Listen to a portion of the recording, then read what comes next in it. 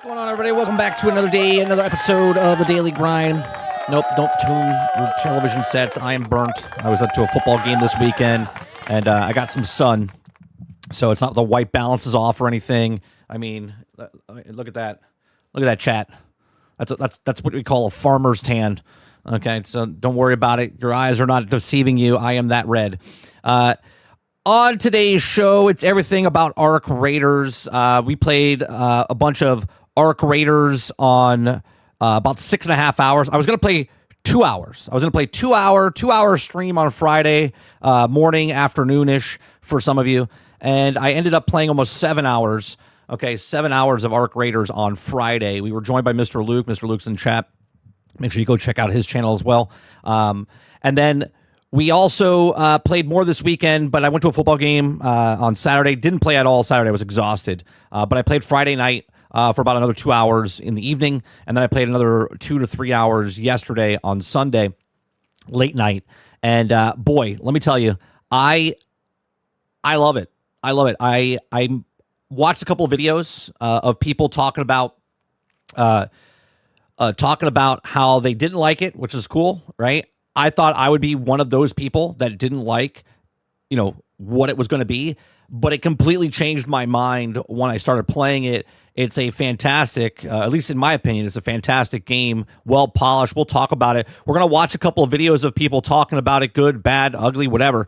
We're going to listen to a couple of interviews, we're going to read a couple of articles. We're going to watch a couple of, not interviews, but videos of people, like I said, liking it or not liking it.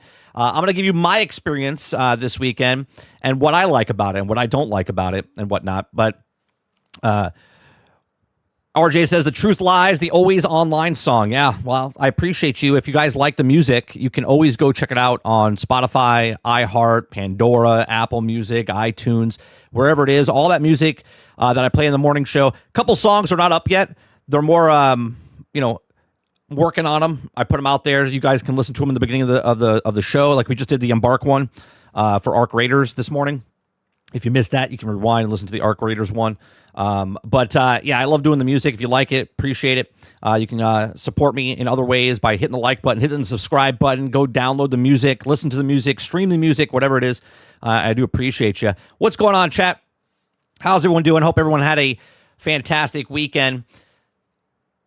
I had a heartbreaker yesterday, okay? Those of you about sports ball for a second here, okay? The New York Giants were dominating the Denver Broncos, and our field goal kicker screwed it up for us, and then our defense completely collapsed on the game yesterday, and we lost.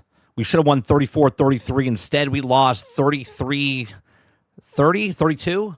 Like, I was like, oh, my God, we threw the game. Anyway, good points. Good points is our quarterback is the real deal. Our quarterback's a real deal, for youngest quarterback in the league right now, and he scored like 3 touchdowns, threw for 3 touchdowns, and ran for another one. But it was bad. It was bad. What's going on, Travis? What's going on, Mr. Luke? What's going on, Sarge? Eclipse. Who am I missing here? Scrolling down. Jason Rowick. Good morning. Water Bear. Good morning. Big Mo. Good morning. Nate Dizzle. What's going on? Dolphin. Good morning. RJ, good morning. And I think that is everybody. If I miss somebody, I'll get you on the way going on. Let's see. Yeah, 33-32. It was a good game, Eclipse, but god damn it. I was like, at halftime, I was like, dude, because everyone was picking the Giants to lose. And then the Giants were dominating, and then in the end, they lost. So it is what it is. It is what it is. All right, so Friday we played. We got in. I think I started around like 10:30 in the morning Eastern time for Arc Raiders, and let me bring chat up in the screen here. We started playing around 10:30 in the morning, 10:47, something like that in the morning, and we went to like 5:30, almost 6 o'clock in the evening. When I was first, and I'll say this again, I know a lot of you guys are here every single day, so you hear me repeat the stuff, but there's always new people coming in and never heard what I'm saying. So I was a big fan of Arc Raiders when they first announced it, right? When they first showed that first trailer 4 years ago, and it was, remember, 4 years ago, I was a Destiny fan. I liked the live service type of games like that, Marvel's Avengers, all that type of stuff, right? I like that type of game. So when they announced that they were going to do Arc Raiders and it was another PvE looter, I was like, man, that looks interesting with the big boss fights, right? You saw the queen, and then you saw everyone fighting the queen. I was like, oh, man, this looks good. And then, what's going on, Robert Jones? Good morning. Right? And then across the years, they kind of changed it, right? And there's an article that came out a couple weeks ago. Let me see which this one came out a couple weeks ago. So we'll read this in a second, but they changed it from a PvE to PvPVE game, okay? And they changed it from a looter to an extraction. And I was like, oh, because remember, we heard nothing for quite a bit from them. And I was like, is Arc Raiders still happening? We don't know what's happening. Then they had the tech tests earlier in the year, and people started, talking around it and saying, man, it's good. 30, you should play it. It's good. Oh my God, did you try it? It's so good. And I was like, no, I haven't tried it yet. I missed the last one. I was out of town the last time they did the test, right? So I couldn't play it. So they had the Server Slam test this weekend from Friday to last night to about 3 o'clock in the morning. And I gave it a try. I did what you guys said. You should give it a try. At 30, you should give it a try. I think you'll like it. You should try it. I think you'll like it. And I did. I started playing it. And I'm like fighting with myself here, right? I'm fighting with myself because I do not because I'm not a sweaty PvPer, right? I like PvP. And I like playing games like Battlefield and stuff like that where it's wide open. It's not like you're in a battle. You're in a war. You're not scavenging for stuff and whatnot. So I tried Tarkov back in the day. Okay. I tried Vigor. I tried a bunch of stuff. The only extraction I liked was Division, right? Division 1. Division 2, I didn't even jump into the DZ. Okay. But Division 1, I liked the extraction. I really did. What's going on, Kylo? Okay. And I liked it back then. I really liked the survival aspect when there was in the snow, where it was like you build up your stuff, then you went into the extraction zone, you fought other guys, you fought NPCs, and it was really good. But morning, I'll turn. Okay. And I really, really, really liked that. But then since that point, I dabbled in the other ones over the years. Now, this is going back to 2016 when Division 1 came out. Then 2019 or 20 is when Division 2 came out. Played a crap ton of Division 2, all right? And that's not really an extraction, right? Then, obviously, we're playing Helldivers 2. I played it when it first came out on PC, and then we're playing it, but that's PvE extraction, right? It's co-op extraction type of stuff. So I was like, I'm not gonna like Raiders, right? I'm not gonna like Arc Raiders. It just doesn't seem like a game for me. And let me tell you, when I got in and started playing, we played a couple matches, the tutorial and 1 or 2 matches by ourselves. We went in and I extracted some stuff, and I was like, okay, I see how this is. I was like, it's not that bad. It values my time as a player, right? You guys know my number one rule is I love games that respect your time. Okay. So on one aspect, I'm going in, and if you get killed, your incentive in the game, regardless if you're full of stuff or not, is shoot the Ark, okay, which is the robots, the flying, Amazon drones that are in the sky, okay, because you get points for that. You get points for searching everything, okay, okay. So when you search everything, you get points for that as well, right? So even if you die in the side of the game, okay, you're still getting XP towards the stuff, right? On top of that, the longer you stay in the game, the more XP you get as well, right? So if you want to go in real fast, grab the stuff you want and extract, cool, right? Or you can jump in, okay? Or you can jump in and stay in there as long as possible. There's 2 ways. Now, in the Server Slam, you can see how people were playing on Friday compared to how people were playing late Saturday and Sunday, right? I watched Shroud play for about 12 hours this weekend, okay? It was just in the background while I was doing stuff, right? And he went from looking for stuff to basically just going around and hunting down people because there's nothing to do in the game because of the Server Slam, and he had everything, right? Point is, it respects your time. It respects your time if you are a PvPer. You get in the game, and you can just hunt down other people, get their gear, which a lot of the PvE guys don't like because they're like, I'm just minding my own business. This is exactly the same thing we talk about with extractions, and I'll bring up Sea of Thieves in this because it's not an extraction, but it's sort of like an extraction where you're out minding your own business, you're collecting treasure, and then all of a sudden you're sailing on your way back as you're running towards the extraction point in Ark, and you're sailing towards the fort, okay, which is the extraction point, okay, and someone comes over and just takes all your shit, and then they turn it in, okay? So there's that aspect of it, okay? In Ark Raiders, you're not in a boat, you're on land, but you're running your ass across. You have the loot on you. You have the treasure. You're trying to get to the fort. You're trying to get to base the tag and say, I'm safe, okay? And they do a really cool thing, okay? Because even if you're down, the way the weapons work, the way the things work, let's say I call the elevator, okay? There's guys running towards me. I open the elevator opens. I run into the elevator, okay? I can bypass the thing by pressing X. They can shoot me. They can knock me down, but because the weapons shoot the way they shoot, okay, you have a chance that while they're reloading, you could continue pressing the button of X and get out if they're by themselves, okay? If there's a group of people and they're all shooting you, you're basically screwed. But if you hit that button and everyone's inside, boom, it doesn't matter if you're down, you get out, okay? Then there's things like Luke is saying, the prison pocket, right, where you have the safety mechanism inside your backpack if you have it. There's a lot of good things here.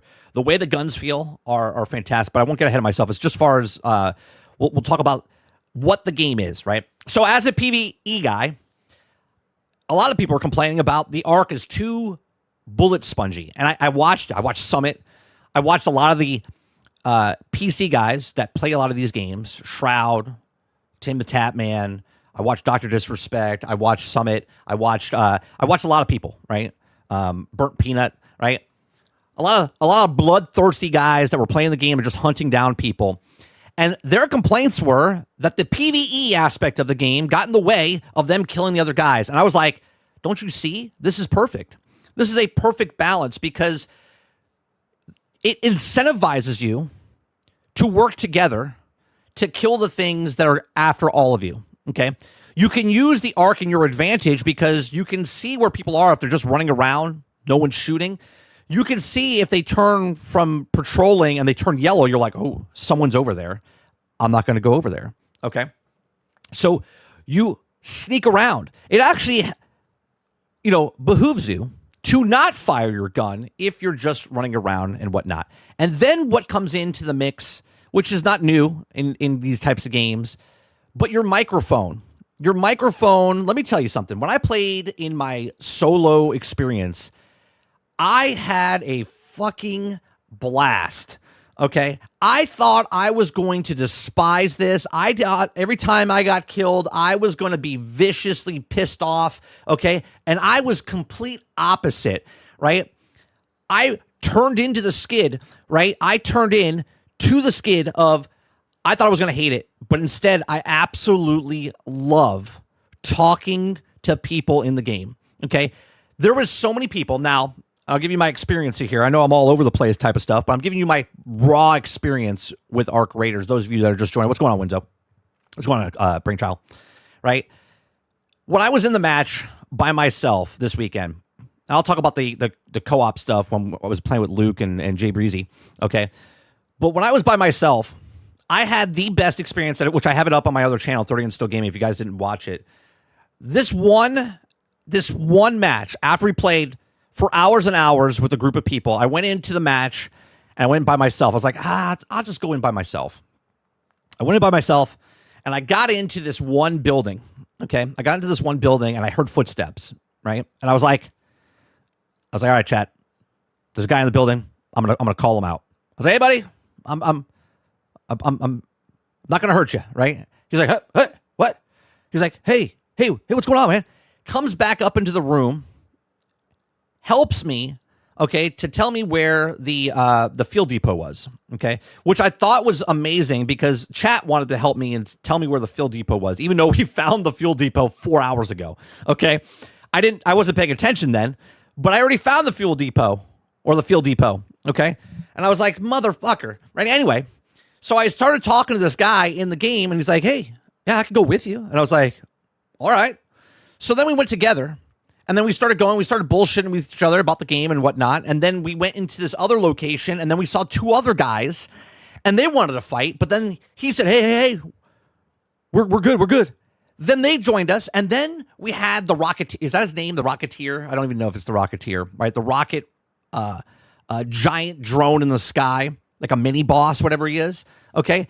Then we all joined forces, and there's 4 of us, and then a 5th guy shows up. So then we all joined forces and start fighting this mini boss type of guy. And then I have a sliver of health. At any moment, anybody in that game could have just went and punched me or whatever, okay? And could have killed me. Guy comes over to me and says, here's some meds. Here's a shield thing. And I was like, this is fucking amazing, right? Now I get it. It's not going to be like that every single time. And it wasn't, because then the very next match, I got mowed down without the guy talking 2 seconds. He just took me out. But that one moment, okay, that one moment in the game, I was like a light went off in my head. I was like, holy Christ, that was amazing. Okay, now, again, I don't play a lot of extraction shooters. In Division back in the day, it was shoot first, ask questions later, okay? You didn't care, and there's like bloodthirsty guys, and they'll just thirst you and kill you, okay? Here is, you shoot somebody, okay? And there's a huge difference playing, okay? It's a huge difference in playing solo and with a group of people. Group of people, you're going to run, you're going to murder a lot of people, okay? Solo is a completely different experience, and it was amazing. And I thought playing solo would feel worse, okay? Then what I did was, last night, I shut off crossplay. And just went with console players only. And let me tell you, the temperature of the room went down, way down. Because when I went to console only, okay, starting to play the game, every time someone saw me, he's like, hey, man, I just want to know, do you know where this is? And I'm like, yeah, you go over here. Then another guy walks up on us as we're talking. He's like, hey, what are you guys doing? We're like, oh, he's asking where this supply drop is. This guy's doing a quest. He's like, hey, can you guys help me do a quest? And we're like, yeah, sure. Right? Like, it was completely different. When you play crossplay, guys are shooting you first. Then they're like, are you cool? And you're like, yeah, I'm cool. And they're like, all right, I got a revive, right? So they'll give you a stem. What is it called? I forget what the thing is called. Anyway, they'll stab you and they'll bring you back to life, right? And there's just that moment of, while you're playing the game, it feels so organic, and it feels so real. Defib, thank you, Mr. Luke, right? It feels so good to play the game. Now, I want to talk about the loop in the game, okay? The loop in the game is not just a standard loop, right? You can, if you're just gaming, you're like, I got to go in, I got to get the biggest stuff, and I got to get out. But then there's these quests, and there's these missions and stuff that you do inside the game. And they're done really well, but I also think this is also a problem that's going to happen here, okay? Because when everyone joins the game at the same time, especially at launch day or release day, okay? Because I noticed this, a lot of people were hanging out in the exact same locations because they're all trying to do the exact same thing, right? So, like, one of the missions is, like, for Shani, you have to kill the boss, like kill 2 snitchers, 2 wasps, 2 hornets, collect the stuff on them and stuff like that. And while that's happening, everyone's going for those things, okay? And then if you have to try to find the supply drop or try to find the fuel depot, it's making you feel like organic. And you're like, you come in, you're like, I'm just gonna do this, right? I don't care about the loot. I'm just doing the mission. But then everyone else is doing the mission. So you could talk to them and be like, hey, I'm just doing the mission. And they're like, yeah, me too. So then you kind of like do it yourself, like you work together. But at the same time, if they're doing the same thing you're doing, then you don't want them to take your kills, so you got to kill them to take the thing to bring that back to the... So what's going to happen at launch is that everyone's going to be going up at the exact same time. Okay, skill obviously is different because some people just murder you faster or whatnot. But everyone's going to be doing this. Everyone's going to hit that wall because everyone's going for kill the wasps or do the fuel depot or get the thing, right? And that's a problem, I think, because it's giving that injection of that drama that happens while you're doing the stuff, which I think might turn off a lot of people, okay? Then you can just go in and go, oh, I need these pieces, And obviously, as you know the map, okay, you can know what places you're going to, so you can come in real fast, grab the stuff, extract as fast as possible, and get out. Okay. Then I realized that, remember last week when I was like, what's the point of bringing better gear in with you when you can lose it? Okay. Because I would do freeload. And I was like, what is the point of bringing better gear in to get the stuff? And let me tell you, there's a huge incentive and a huge difference. Because last night, I brought in just a hand cannon. That's what it is. It's a hand cannon with a silencer on it. Okay, I think Mr. Luke was using it earlier in our stream on Friday. Okay, and when people were coming up to me, like sweats were coming up to me, and they were taking shots at me, three shots of my hand cannon to them, and they were dead. Okay, because I had it upgraded. I had a level 2 with a silencer on it. Okay, and it completely destroyed them. It felt good. Okay, and again, I said, as they shoot me, I get hit, and I'm like, hey! And I was like, if you're friendly, speak. They don't speak. Well, then they're not friendly. So then, boom. And I took them down. I was like, man. I was like, that's good. Like, so different from getting a free loadout or a lower tier gun. Like, you want to find a gun, upgrade that gun, because it gives you such an advantage. Now, obviously, if you come across somebody else that has a better gun and does something to you, it comes down to the skill. But if you have a shitty gun and someone has a upgraded gun with an upgraded shield or whatever, you have no shot. No shot. You're going to lose 9 times out of 10. But if you have a better gun and they have a better skill, you make it about a 50-50 shot for you, okay? Obviously, it comes down to, your aim and whatnot. But, man, it feels fantastic when you're playing. The Anvil is so good, okay? So I want to talk about this first article here, which is a lot of people, why was Arc Raiders delayed, okay, for 3 years? Because the developer said it wasn't fun, right? If you guys like this, I have a little poll up. Did you play it this weekend? If not, put yes or no if you did or you didn't, okay? And let me know in chat why you guys played it or didn't play it, or did you like it? Let me know in the comment section down below, or let me know in the live chat, right? We do this Monday through Thursday from 10 o'clock in the morning till noon Eastern. If you like it, hit that like button. Hit that subscribe button. If you'd like to go above and beyond that, become a member as little as $5. Now, I got to level 10 in the game. I think you can only hit max of level 15, if I'm not mistaken. Okay. So Arc Raiders developer delayed the game for 3 years because it was not fun. Now, there's some people out there that still think it's not fun because they thought it was something that it wasn't, or they advertised it wrong, and they didn't. They were pretty upfront about what this game was. But let's see why this game was delayed for 3 years, because they showed it in 2021, and then it went kind of like silent until like the end of last year. Okay, so early builds of Arc Raiders not quite being fun also ultimately led to the decision of Embark Studios pivoting from PvE to PvPvE. Okay, so with the PvPvE extraction shooter Arc Raiders coming to PC, PlayStation 5, and Xbox Series S and X on October 30th, developer Embark Studios has revealed that during the development stage that the game was internally delayed several times in an interview with Edge Magazine. Okay, studio CEO Patrick Soderlund, which is also the guys that did Battlefield, Bad Company, Battlefront 1, Battlefront 2, right? So this guy is the guy. This guy is the Vince Zampella of what they are now, but this guy is the guy that was with DICE, okay? Says problems arose, however, and Sutherland noted that early builds of Arc Raiders didn't quite feel as fun to play as the original 2022 announced trailer indicated that it would. Ultimately, the decision was made to push the game back to further development. He says, quote, "We loved every aspect of what we were trying to design," said Sutherland. But it came to a conclusion after quite a long time that, guys, this game is not fun. It was with the delay of the decision to made that to turn was originally going to be a PvE game into a PvPvE game. Okay. Now, exclusive producer Grondale was actually eventually brought into the team in the last 6 months in development, and took me in a long time to understand what they were trying to even to do. Okay, he explained. When it came to looking at the early builds of Arc Raiders, Grondale said that the moments of fun, but it doesn't consistently gel. Okay, interestingly, Embark Studios didn't originally want to make yet another PvP game, especially since it already had a popular cooperative shooter in the finals. Right? The developer put this down in being tired of PvP after not only having worked on the finals, but also having to work on a number of other PvP titles during this first time of EA and DICE.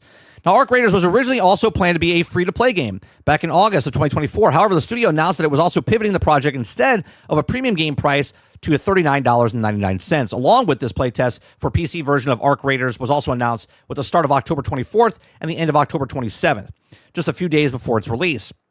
Now, there are many reasons for the changes, and it's also boiled down to the conviction of the premium business model is a better fit for the type of game that we're also building, said the studio. Premium model allows you to create more focused, balanced, and engaging action survival experience. Now, for more impatient players, Arc Raiders will also be hosting a Server Slam event on October 17th to October 19th, during which players will also be invited to play the game, stress the servers as much as possible. Now, I want you to know that keep that in a clear thing. They said it was a Server Slam. A lot of people were pissed off this weekend because the game, you couldn't progress further. You couldn't unlock a lot of the stuff. You couldn't upgrade a lot of your things. So people were upset. They were upset because they put 40 hours into a playtest that basically you could put like 7 to 10 hours in and figure out what the game is and help them stress test the servers. But people were upset because they're like, well, this is stupid. I can't progress. It's like, this is not a demo. This wasn't a demo. This was a playtest. Okay, a server. It was for them, not for you. It was, hey, play this to help us make this game better. And it did have a couple crashes and stuff for a lot of people. I think we got one crash, if I'm not mistaken. Okay. So along with the pre-orders on Arc Raiders had also been kicked off last month alongside the $39.99 standard edition. There's also a deluxe edition priced at $59.99, which is still less than a premium game. The latter includes a host of in-game goodies, including emotes, backpack attachments, a new backpack, and a cosmetic item. Okay, so there you go. They didn't think it was fun, and they made the changes. Now, I know what a lot of people are thinking. There's a lot of people that are playing the game right now, okay, that are like, man, if they just get a PvE mode. Now, down the line, they potentially could. They potentially could, because I think there is a point here where there are people that are at the higher skill level. I was watching Shroud that beat the Queen, right? They beat the Queen by themselves because they had the gear, they had the talent, okay? But for your every average person that's playing this game, I'm not talking about a casual gamer. I'm talking about just every person that's playing this game. It's going to take a really long time for them to beat the Queen. So let's say, and I don't know if this is a thing, but let's say inside the actual main game, they're like one of the main quest lines or things that you have to do, okay, is that you have to get a piece of the Queen, okay, to turn back in. Morning, Wonder Rose. What's going on, Ron? Okay, you have to get a piece from the Queen to turn in. Well, that's going to be a gear checkpoint, basically, okay, where you either have to work together with a group of people, which is going to be really hard in the beginning because people are going to murder you even after they kill the Queen, so they can kill you because they know they're better than you and you're going to die and you're never going to get that piece back to the... And even if you get the piece, you have to extract that piece unless you put it in your prison pocket, okay? Anyway, I think that's going to be a point a lot of people are going to struggle with. And that's just one example, right? I think there's going to be other things as well where people are just trying to do the quests, right? They're just minding their own business. They're just killing the robots. They're killing the PvE. And then all of a sudden someone comes over to them and murders them. And they're like, bro, I wasn't bothering you. I just need to do this quest, which is a good thing because if you do the quest, you don't need to extract to complete the quest. You could just complete the quest inside the actual match. So it does respect your time. And it also helps the people that want to kill you. And it's like a symbiotic relationship, right? They'll take your stuff, you still get the quest done, and they take your shit, and you come back in and you work towards the next thing. But anyway, I think that's going to be a hard point right there. It's going to be a hit that wall, and people will be like, I'm done with this type of game. But I kind of see what they're saying here, right? Because I wanted a PvE game, but then I thought about it. And I was thinking about all the other PvE games that were looters, like Destiny, like Defiance, like Warframe, like all these other games. Now, when you're done with the game, regardless if you beat it or not, when you're done with the game, if you beat it, if you don't beat it, you play hundreds of hours, tens of hours, you're done, you never go back to play the game. I do believe, because they did say something this weekend at TwitchCon, okay, the developers were there, and they talked about, and this might be a nail in the coffin, or it might, right, out of context, but they did say that they want this game to last a long time. This is like a 10-year game, they said.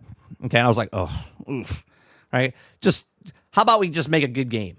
Now, I did play that game. Now, before I played the game, if I heard that before playing the game, I'd be like, really? They have a really good shot at doing this because there's so much to do on the one map that we had. So many nooks and crannies, so many things I didn't realize was happening, but I learned a lot by watching Shroud play the game because he was telling people a major crate can, any point of interest around the whole board, okay, has a timer where things can appear, like a chest or a weapon crate. And there's like 5 or 6 locations in each of the spots that they can, so it won't be in the same spot every single time they move it around, which is nice. Okay, so it kind of constantly shifts and moves. The PvE guys, which is funny because the PvP guys don't like the PvE guys. The PvE guys like the drones and stuff, but they don't like the PvP guys, right? So it's a funny little balance because there's people complaining about the PvE aspect, which are the PvPers that just want to kill you, but they can't just kill you because the bots interfere. And the PvE guys just want to kill the bots, but they can't because the PvPers are interfering. You see what's happening here? So it's pretty funny. But overall, I'm kind of glad they switched it from a PvE to PvPvE. Now, do I think they will add a PvE? I kind of do. I think they will add some sort of event or something where they don't make the whole game PvE. There won't be a game mode where you can go around doing the thing. But I think as the game goes on, as people play the game, as the sweats kind of play the game and then leave, they'll get bored. And when that happens, about 3 months, 4 months down the line, I think the PvE aspect of this game will excel. And I think they will make some sort of shift. There'll still be PvP in the game, but I think a lot more PvE. It'll happen. Someone asked last week, I think it was Winzo, or maybe it was Roic. I forget who it was, right? Could have been Titan. I forget which one of you guys said it. Fallout 76, when it came out, was supposed to be PvP. Okay? And when you're doing the PvP in that game, the crowd that was playing Fallout was like, no, I don't want, because that's PvPvE is Fallout 76. But if you go back and play right now, nobody kills anybody else in that game because they've made it into their own community. Like the community turned it into what they wanted to turn it into. Now, I don't think it's going to go as that far inside of Arc Raiders, but I do believe there will be a lower like I said, I changed it from crossplay to Xbox, right? Just console, and it was PlayStation and Xbox, and the temperature went way down. Less sweatier people were playing because the casual guys, gamer dads out there, okay, want to just play the game and kind of just relax and play the game. But even though it's sweaty, right, at times, it's a slower paced game, which is appealing to a lot of older gamers, right? Because they can come in, they can shoot, they can just run around, they can talk, with their friends and stuff as they're walking around doing stuff, and then they might get killed. But it's okay if they get killed because they're still progressing as long as they're searching, finding stuff, putting it in their pocket that they're not going to lose. And they might progress slower, but at least they're progressing towards something, right? So it'll be interesting to see what happens with this game as it changes over time. But we'll see. These are just my thoughts. Let me know yours in the comment section down below. Do you think it was good that they changed it from a PvE game to a PvPvE game? Let me know in the comment section down below. Let me know in the live chat. Please make sure you share, like, subscribe, and if you like what I do here, check out some of our other videos. Thanks for watching. All right, let me see what you guys are saying here. Ron Slusher says, I'm just waiting for Nicki Minaj DLC. Could happen. It could happen, Ron. It could happen. Nate says, did you see the IGN review? We talked about the IGN review months ago when they came out with the last tech test, and they came out and said it was a terrible game and they liked Marathon better. Talk about paying the interview. Let's see here. Dolphin says, I wish I had 40 hours of free time this weekend. Yeah, it's $40 for release. It's a $40 game. Premium play test for premium players. Ray says, Fortnite-ness the same. You can't complete quests because of other players kills you. Yes. Which you can complete them. It's going to take longer. So let's say you had to go in, kill 2 hornets, kill 2 snitches, kill 2 wasps. As you were killing the hornets, okay, you killed the hornets, you killed the snitches, but then someone kills you. And you have to go back in, you got to kill the fireball guys, you got to kill, right? So then you only killed 1, then you got killed again. Then you come back in, you get the second one, and then you kill one of the other, I forget the other name of the other thing. Then they kill you again. So instead of just coming in, 1 match, killing all the stuff, and then leaving, you now have to do 4 matches because luck of the draw, the person that found you killed you before you could kill the things. But you're still getting credit as you kill the stuff. It's not like you have to do it in 1 mission. It's not like you have to do it in a specific time. It's like you can progress throughout each match, which is nice, right? Waterbear says, I'll say that the PvP will probably happen less than we think because the PvE aspect is really good. I think in the beginning it's going to be sweaty as hell. 100%. But then I think it will die down after time. There's 5 matches. You got to remember this. So right now we're all playing on 1 map. 18 guys on 1 map, and it was only 1 map. So everyone keeps coming back in. It's like a rotation of stuff. When the game comes out, there's going to be multiple maps. So it'll be crowded in the beginning, and then as people are like done with this one, they'll move to the next map, and then the next map, and then the next map, and then it'll be less people. You know what I'm saying? So it'll feel bad in the beginning. A lot of people might walk away, but then if you just give it a shot, man, if you just give it a chance, it'll get better over time. Mr. Luke says, the queen boss fight won't be PvP, I bet. I mean, technically, you need help with it. But then, after you kill it, then it turns out to all-out war. I kind of like it, but also I would be frustrated. It's almost like you just said it. It's like a raid, right? It feels like a raid. And it's going to feel really hard because raid, there's like 1 to 3% of the people in Destiny did raids, right? So doing the queen would feel really shitty if I played the game for like 6 months. I'm like, yeah, I just never done the queen because every time I do there, I get killed. You know what I mean? That might be a point where I can't do it, right? Maybe there'll be raid groups that I can chat with and be like, hey, can someone carry my ass through so we can get stuff out of the queen? Brainchild says, so we should get 4 to 8 of us into a game together and just swarm the whole map. If you could do that, I don't know how you would do that, but if you could, I think that would be the plan, right? They do it in the Sea of Thieves. They do it in other PvP games until we did it in Bad Company and we did it in other Battlefield games. You would play and like, oh, a spot open, and you get somebody in. I don't know how you would do that, how it would match make, but I guess you could do it. Let's see. Mr. Luke said, I saw Dr. Disrespect and Asmongold get smacked about was so funny. Dr. Disrespect, I understand people don't like him because of whatever, but let me say, he's fucking entertaining, man. I saw the clip. I didn't watch him live. I saw the clip of him. He like looked at the spider, the crawler. I don't know what, the leaper. I think his name is the leaper, right? He's super far away. He's like, he shot him, and all of a sudden he looked at him. He's like, no way. And he goes, whoosh, and flies clear across the map. He's like, whoa, what the hell? And I was just laughing. I was just like, it was hysterical. He said, what? And he got murdered. He's like, what the fuck was that? It was funny as hell. It was funny as hell. I think with 5 maps, it won't be hard to complete them. Well, here's another thing. Shroud said there's supposed to be like 12 maps coming out. Obviously not at launch, but they have a thing for 12 maps. Can you form the alliance with other players? Yeah, you can. You walk up to them and you're like, "Hey, friendly, you guys want to help? Can we go kill these things?" And everyone's like, "Yeah, sure." Or they go, "Nah," and they start shooting you and you kill them. Right? That's what's actually really fun about this game, Ron. Like every moment is on edge because the person that you're with could turn on you if they're not part of your crew. And they do a really nice job if you're playing solo. They match you with other solo guys. Not all the time. You might have to go in. It all depends on how many solos are going in. But they try to put you in with other solo guys, which is really nice. Maybe that's what they do. Maybe that's what they do in the future. They always put you in a solo match with players instead of trying to put you. I don't know how that would work. No, I have to group up beforehand. Should say they're also looking to add 12 maps. It's like a 3-team raid.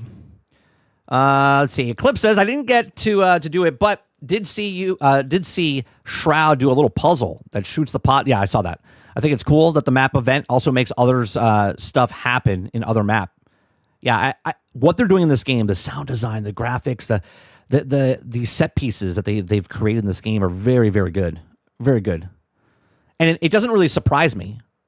I'm like shocked by it, but I'm not really surprised because the guys that are doing it, most of them worked on Bad Company. Most of them worked on Star Wars Battlefront and Battlefront 2. And you can also, me and Mr. Luke, when we were playing, you could tell, you're like, dude, it feels like Battlefront. Like, let me tell you something. Okay, to change gears here for a second. If Embark approached, okay, Star Wars and said, or EA or whatever, and said, hey, we would love to make the next Battlefront game, I'm in for it, man. I'm in for it. If Embark gets the license for Battlefront, now I know Battlefront's owned by EA, so I don't know how it would work out, but maybe they could team up or something, right? Fuck DICE doing it. Let Embark do it. That's the true identity right there. That's the clip I saw. Yeah, I'll see if I can find it. I was calling the coding dumb, then flies across the map to get him. Yeah, that's it. Yeah, he's like, no, you're fucking stupid. I didn't play this game to play PvP or PvE. And then all of a sudden, it just I love when you shoot the drone. It changes. Like if you bust one of its thing, it compensates. Like the AI is pretty smart, man. The way they did it. People are upset about the aggro in the game as well. Winzo says 30. With these paper lines, Shroud complaining about the PvE feels like the same thing as trying to change the Battlefield into COD fiasco. All they always want to be the selfish in PvP. No, Shroud wasn't complaining about the PvE. He's fine with it. He thinks the game is fantastic. It was other content creators. At least I never heard Shroud's complain about the PvE. He said that the PvE feels a little too bullet spongy. But I think that's on purpose, and I think that's actually pretty good. Because apparently in the last tech test, which I wasn't a part of, they weren't as hard. And now they made them a little more bullet spongy. What's going on, Roadkill? I had no luck befriending other. I only managed to get a guy not to completely kill my team after downing us in the elevator. Oh, nice. Well, that's a success. That's a success. Eclipse, as I think about it, was in the Terminator universe, but their robots that also would be awesome. Someone said that. Who was it? I think it was Angry Joe said they should put some sort of like Terminator type of bots on the ground. Brainchild says I just got a game the system a little too. Two people that live near each other, same local ingest server, head up to 4-man teams. I think it's only 3-man teams right now. You both get the same game and link up. Boom, dominance. I see what you're saying. Yeah, it's a 3-man team, so you would have to do 2-man team, 2-2, and then try to do it. I'm dealing with the shitstorm with AWS right now. Hope you're all doing well. What's going on, Para? Windows says 30. Also, did you see that they also Discord? They said that even though there are those 2 events, there are actually like 6 or 7 types of stuff that change even when you click on the normal area of the dam. No, I didn't see that. You know what I liked about it? The weather, something that's not in Battlefield 6 right now. The weather environment changes. There's like lightning storms. There's like rain. There's like fog. There's like it was very good. What's going on, Bojango? It was Summit who hates the PvE. Summit was like, I didn't play this game. It was funny. Him, Myth, and Shroud were playing, right? And Shroud was just messing with guys because he knocked 2 guys down, and then the guy was like, "Oh, I'll tell you what this thing is, whatever." And Shroud was going to pick him up, and then Summit comes in and kills him. And Shroud's like, "What are you doing? I was going to revive him." He goes, "It's a good thing I came along for you to make a poor mistake of reviving somebody," because he's like bloodthirsty. He likes that type of things, right? I thought it was funny, but I love it. I love how all that stuff happens. There's some really good matches. Let me tell you something. It's very entertaining to watch. Very entertaining to watch. I watched another guy. I don't even know the guy's name. He was singing. He had a guitar in real life. He had extra defibrillators, and he had the hatch keys. Okay, he would go buy the hatch keys, come back, and go into the game, and he'd be like, "Hey, buddy, do you need to escape?" And he's like, let me sing you a song. And he starts singing a song, and the guy was like, hey, wow, I was going to shoot you in the face, but it's actually entertaining. He's like, hey, do you want to go to the hatch? And he's like, sure. Like, there was some really cool interactions happening between people that you have, like, you're like, is this guy going to kill me or whatever? There was another person that two people started dancing with each other, and then a third person came in, shot the other person, and this guy got mad and killed him, and then there's just so many good things that happen. It's almost like an RP server, right? Yeah, role playing is so good. The role playing is so good. I have a couple of ideas. Okay. The pacifists inside of Arc Raiders running around with no weapon, helping other people out. Could be good. It could be good. Right? Luke says they did say on TwitchCon that PvE first and PvP second. They did say on TwitchCon it's PvE first and PvP second. Interesting. Windows says it was also a server slam. I don't even notice at first, but the description changes for the dam. Sarge says no NPCs in the game like this should be pushover. Should be a skilled kill to earn the NPC's attack. I like the way the robots engage with you. They feel really good. The bots are too hard, but if they was also higher tier in the games, it's probably fine. I don't think they're hard. I don't think they're hard at all, Jones. If you go in with a freeload, then yeah, they're going to be hard. Okay, but if you go in with a weapon, okay, my pistol, my anvil that I had, which is only level 2, with a silencer on it, okay, was it 4 shots? I was 2 to one thing and 2 to the other, and it crashed. Done. Okay, you can even kite them inside a building because they get curious, right? So that the guys will come down, or the drones come down, and they're curious. They'll come into the building. When they come in the building, you can grab onto them, pull yourself up on top of them, and then hammer them to death. It's fucking great. Right? So I totally disagree. I don't think they're hard. I think they're hard right now because people don't know how to fight against them and they have shitty weapons. Feels Good Man says, does anyone know what the end game will be? I know the marathon, there's also a raid like dungeons. I have no idea what the end game is. For me personally, I think it'll take me for a long time to get to end game, but I hope the end game is good. The regular game feels good, but I don't know what the end game would be in this type of game. Battlefield needs weather 100%. 100%. 100% on your 100%. I love when the rain, because it's all hard for people to hear anything. It's so good. I thought there was someone behind me at all times, Eclipse. I thought I was hearing footsteps, but it was just the rain hitting the ground. That's the great thing about Ark. Both fun to play and watch others. I watched it all weekend. All weekend. I had to have 100 hours of watching people's content. It was so good. Hey, want some candy? Free candy? I walked around last night with a recorder. I didn't record any of this. With a recorder. I found a recorder, okay? And I was just walking around with a recorder, and I was just do-do-do-do-do-do. Guy was shooting me in the face. I'm like, do-do-do-do-do-do. And I was like, what, you don't like music? I was like, what's wrong with you? Right? And the guy stopped shooting me and then started dancing. And then dropped some meds for me. And I was like, this is amazing. This is absolutely amazing. I saw a guy imp a Rocketeer. Oh, yeah. Yeah, some of the grenades that you can use to trap them. There's things that go invisible, so you can't, like, this was just a test. You couldn't even do half the shit you could do. People are like, oh, it's too okay. There's grapple hooks and zip lines and a whole bunch of other stuff that was in the game, but you couldn't create them, but you could find them in the world. There's so many counters that you can do. I watched one guy barricade himself in the room, okay? Like, he screwed everybody else over. He barricaded the door so they couldn't get out, right?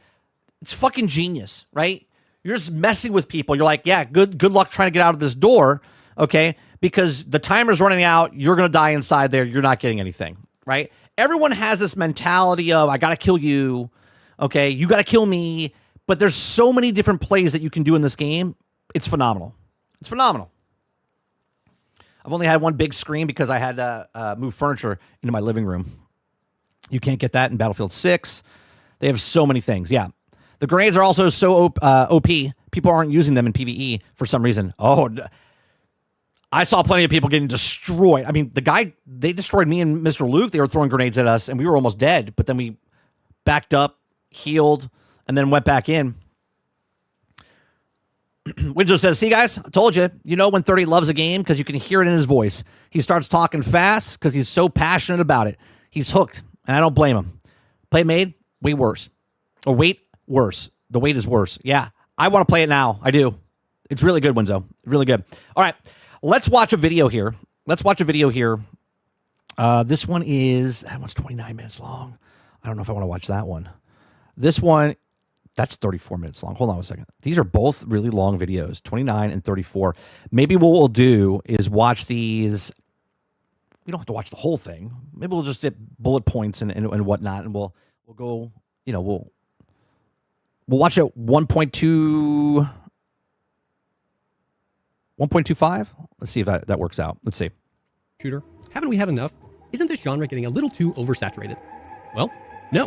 And in my opinion, they haven't even come close to peaking. Let me 1.5.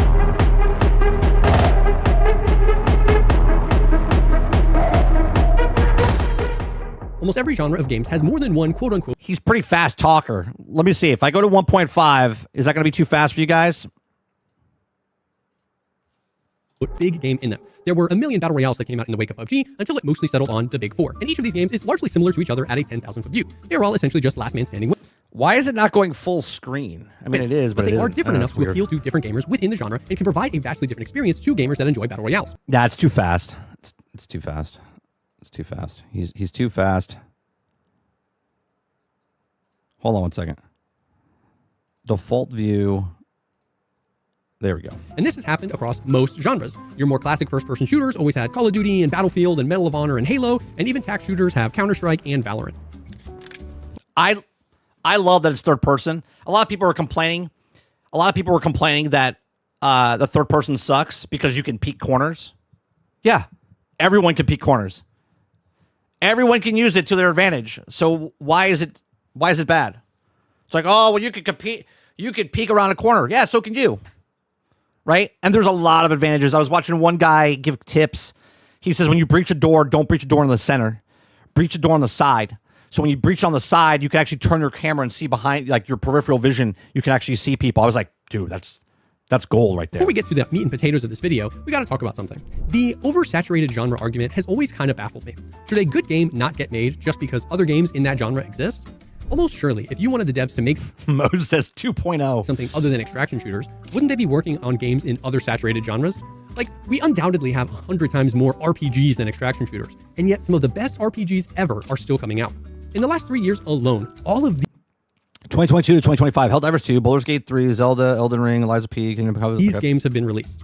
There are awesome devs making awesome games in every single genre, and there are also greedy devs pushing out slop games in every single genre. I feel like nowadays we kind of treat genres as like lifeboats with limited amounts of space. If a new battle royale comes out, we almost act like it has to kick one of the other battle royales out of the boat to make room for it. Now, that might be worth a video on its own, but the point is, it seems like whenever a new genre pops onto the scene, there is always an arms race for developers to create a game that will hopefully be one of those tentpole games in the genre. And that requires threading the needle between striking while the iron is hot by getting a game out as soon as possible, and taking their time to understand what really makes that new genre so fun and special, and then create something that's truly unique. And extraction shooters haven't I do listen to a lot of videos, Dolphin, at 2 times speed. Haven't really had that genre maturity yet. It feels like a lot of the games so far have been in the strike while the iron is hot camp. Some games like The Cycle Frontier and Marauders try to radically shake up the genre with sci-fi aesthetics and brand new mechanics, but ultimately those games fail to really capture the essence of an extraction shooter and hold onto an audience long term. We've also had large existing IPs try to dip their toe into the market. All right, I want to go. Okay, enter Arc Raiders. I don't care about this stuff in the beginning here. All right, let's.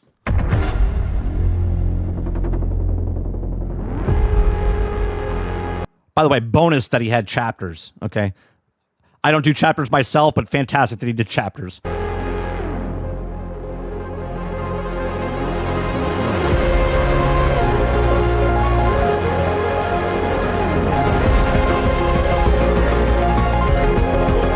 Roadkill says, boys, I got a cop follow me. Just drove by him too fast, motherfucker. Well, I'll tell you what.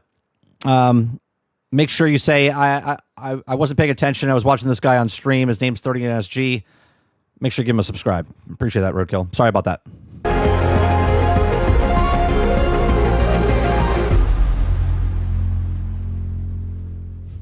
Arc Raiders quickly became my most anticipated game of 2025 in just a few days of playing it during their tech test in the spring. And the crazy thing is I wasn't even excited for this game when it dropped. After being burned by so many extraction shooters over the past few years, I, like many Tarkov Stockholm Syndrome survivors, looked at it and saw a game with weird guns and robot enemies and just kind of thought, meh. And I absolutely hated the thought of a PvP extraction shooter in third person. And still, in just 4 days, Arc Raiders completely turned me around to now thinking this might be the most intentional, unique, and fun extraction shooter we have had yet. Embark have spent years in the kitchen cooking up this masterpiece, and you can tell. This is the first time I feel like the devs peeled one more layer of the onion back. Instead of just seeing that Tarkov is successful and deciding to do what Tarkov does, they decided to dive into why extraction shooters are fun and then use those principles to create a brand new experience. And in this video, I'm going to try to explain how. This game just looks so good. Like, look at this, dude. This game looks amazing, by the way. I didn't play it on PC. I'm sure it looks 100 times better on PC with your graphics card and stuff like that. But I think his look says it all. I don't know if you guys can see his look. He's like when you first get into this world and you open it up and you're like, holy shit, this looks good. And I'm playing on the X, right? I'm playing on the Series X, and it looked phenomenal. The reason I wanted to make this video is because a really consistent theme I've seen from people who have not had the chance to play Arc Raiders yet is I don't get why people are so hyped for this game. And I totally understand that. What's interesting though is that on the flip side, one of the most common things I see from people who have played is, oh my God, this game is amazing. It's so much better than I thought it would be. That's me. That's not me, but that's me. That's what I would say. I made a song about it. There's just something about this game that's different. Something that you feel almost immediately once you start playing. And I think I figured it out. If there is one thing that I want to say about Arc Raiders, it's that everything is intentional. They knew the feeling that they wanted you to have while playing this game, and they made every single aspect of the game around supporting that. That care, that vision, that intentionality is why this game feels. Here's the thing I always say, right? Make a game, sell a game. And I don't know if it's going to run smooth when it comes out. It ran smooth for me. I know there was crashes for a lot of people. Okay, but when I'm talking about make a game that you want to make, right? Make a game, sell a game. The developers had a vision for their game. We read that article that it got delayed because it wasn't fun, whatever they were making in the PvE, right? They decided to flip the script, make it a PvP, VE game, and then they went in on that. They said, let's take a risk. Let's make it the way we want to make it. They pushed me away because it wasn't PvE anymore, but miraculously, they brought me back in. Why? Because they made a game and then sold that game. And what went into this game, it is phenomenal. Every aspect of this game is phenomenal.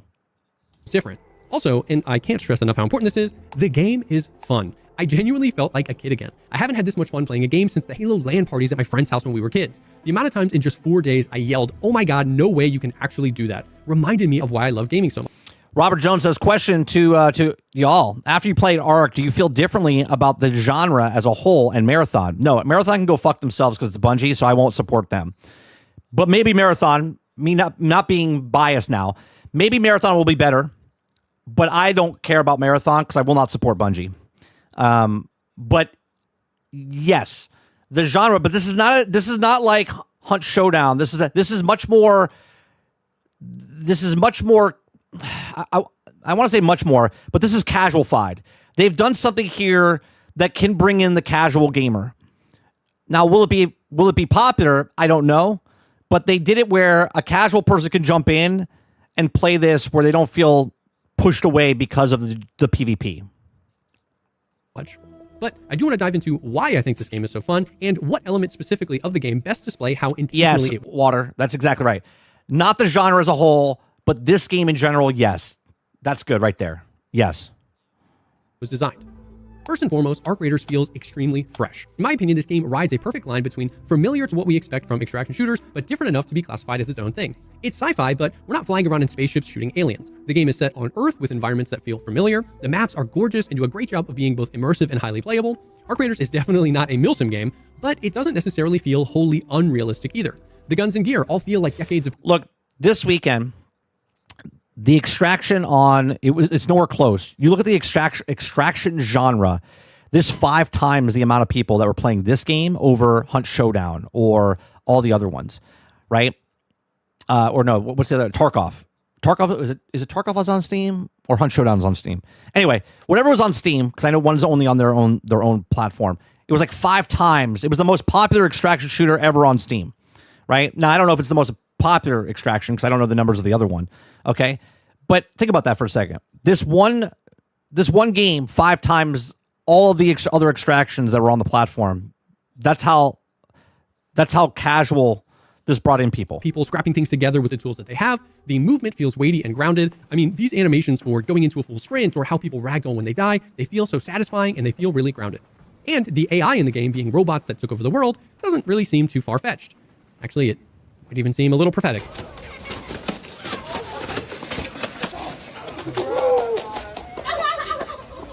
And one of my favorite things about this game is how it essentially just throws a bunch of tools at you and says, hey, you figure out how you want to play this game. It's a game with room for multiple plays. You could literally come into the game, as he's saying, I could drop in, loot the first building, get the fuck out of Dodge. Do you know what I mean? You don't have to sit in there all day long. I can just go to one building, do the thing, and get out. Styles, and it encourages experimentation. For example, one of the utility grenades in the game is called the Showstopper, a grenade that blows up in a ball of electricity. I hadn't really seen a use for it since my main focus was PvP, and I thought it would be pretty situational in that context. Until we were fighting one of these mother truckers. Yeah, the Rocketeer. That's what it is. Yeah, it is right Rocketeer. Here. If you haven't played Arc Raiders yet, then you don't understand how much one of these little spawns of Satan can ruin your life. Ruin you. You will get destroyed by this thing. You go from, hey, I'm really liking this game, to this game sucks balls because this guy right here, the Rocketeer. 1,000,000 HP and rockets that deal an insane amount of damage. Once this guy sets his sights on you, you have a problem. So, with a decent understanding of how the movement works in this game, and during a fight with one of these bad boys, while still looking for a use for the Showstopper grenade, this happened. Yeah.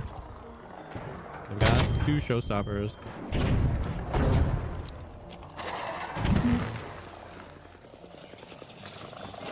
Check it. Check it. Look at this. Look at this. Look at this. Let's go. Ride 'em, cowboy. Wait, who's blasting right now? Oh, this other bot. I was like, what the frick? Let's go, Justin. That was amazing. Classic, dude. And now is the perfect time That was amazing. You see what I'm saying? Like, you could think outside the box, man. to talk about the Arc in Arc Raiders. The AI... Now, if he didn't have that grenade, obviously he's, trying to do the stuff, but he had a grenade, threw it up there, knocked it out of the sky, then got on the goddamn thing. Like, come on. in this game are maybe the best AI enemies in any PvPvE game ever made. By making the AI robots instead of other humans, it opens up endless possibilities to create the experience that you want and solves a host of problems that other games face. In many other extraction shooters, all of the PvE enemies that you fight are other humans, and it's really hard to create dynamic range in experiences you have with the AI when they are humans because they will always be compared to real humans. It's also really important to note here that PvE enemies have more than one purpose in these types of games. Sometimes they are there to drain resources or give your position away to another player. Sometimes they're supposed to be hard and an actual threat, or maybe they're supposed to be tanky and create extended gunfights that draw in PvP. And sometimes they're supposed to be raid-defining events that provide some of the best loot and most unique experiences.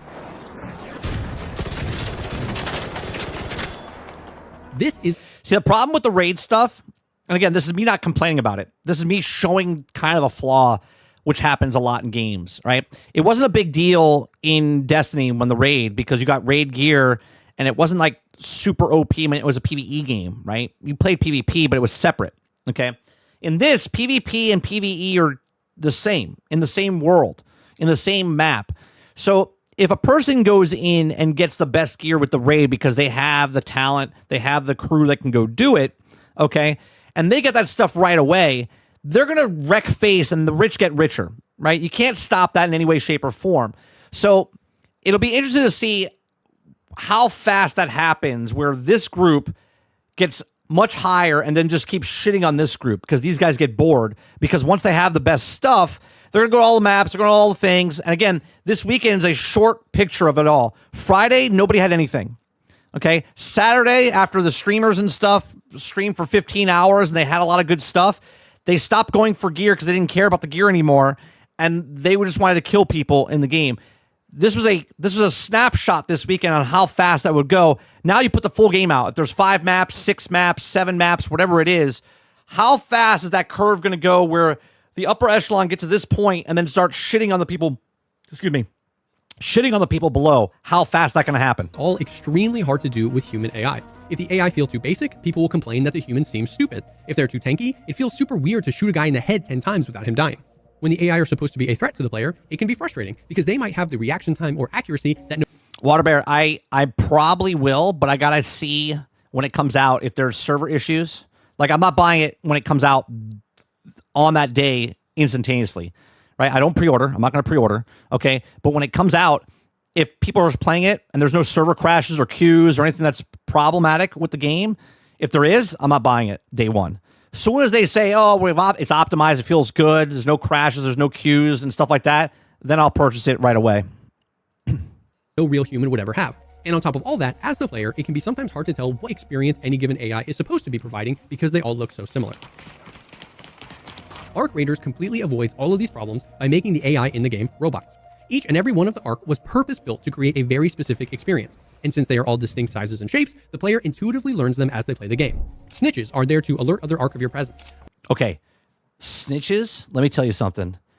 You got to take these guys out real fast because they do exactly what they said their name is. They snitch, and they tell their big brother, they're like, hey, there's a guy over here. Can you come over here, Rocketeer? And Rocketeer's like, okay, let's go, right? Or the Leaper, forget about it. You got to take these guys out fast. Hornets and Wasps are there to poke and pester you and often require you to give away your position to destroy them. Ticks and Robots are there to provide all right, Winslow, have a good one. in Let's go on, House. Rocketeers, Bison, and Bastions are basically boss fights that take They said they're not going to do a first-person mode, House, so you're going to be struggling there. a lot of time or specialized equipment to deal with, and the Queen is essentially a raid boss that might take House says, I think it's good, but I hate the third-person aspect of it. The 3 peeking camping is ruining my game for me.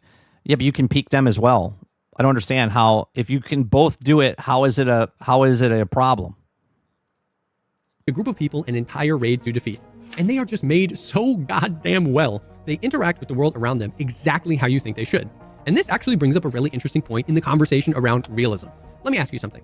What is more realistic? Seeing a quadcopter drone struggling to maintain flight after one of its motors was shot out because it is still entirely focused on completing its mission of killing you? Look at this. Or seeing a human enemy run directly into a wall for 20 minutes because his pathing got bugged out? One is something real, acting in a very unrealistic way, and one is something that might not actually be real, but it's acting exactly how you think it would if it were real. And watching a drone struggle to fly after losing a motor, or watching a bastion shift its weight around after you shoot out one of its legs, these things feel so real, and it's just pure cinema. The team that worked on the Ark in this game already deserve a raise, and it's one of the many examples of how this game understands what I didn't fight one of those things at all. On it perfectly. And while I do think that this might be the most industry-leading PvE I've ever seen, we now got to talk about the other type of enemy that you will fight: other players. PvP is an essential part of extraction shooters. The ever-present threat that another real person can come along and end your raid and steal your loot is what makes these games so tense. And the thought of you running into another player, killing them, and taking their loot is what makes these games so addicting. But because PvP is such a core part of the experience, it has to be handled well. Because while it is part of what defines the genre, it can also... The Toro, the shotgun, is that what you're talking about, Water? Yeah, the shotgun's called the Toro. Also be what kills a game when handled poorly. And there are a lot of disparate game mechanics that all come together to determine if the PvP in your game is fun or annoying. The gunplay in Arc Raiders feels amazing so far, although it did take a little bit to get used. Yeah, but let's be fair. Al Dente says it's like the drone thing for Battlefield 6. Just because we can both do it doesn't mean I want to have to do it. Yeah, but are you going to buy a third-person game and then complain about its third person? If you don't like a third-person game, you just don't buy it. Do you know what I mean?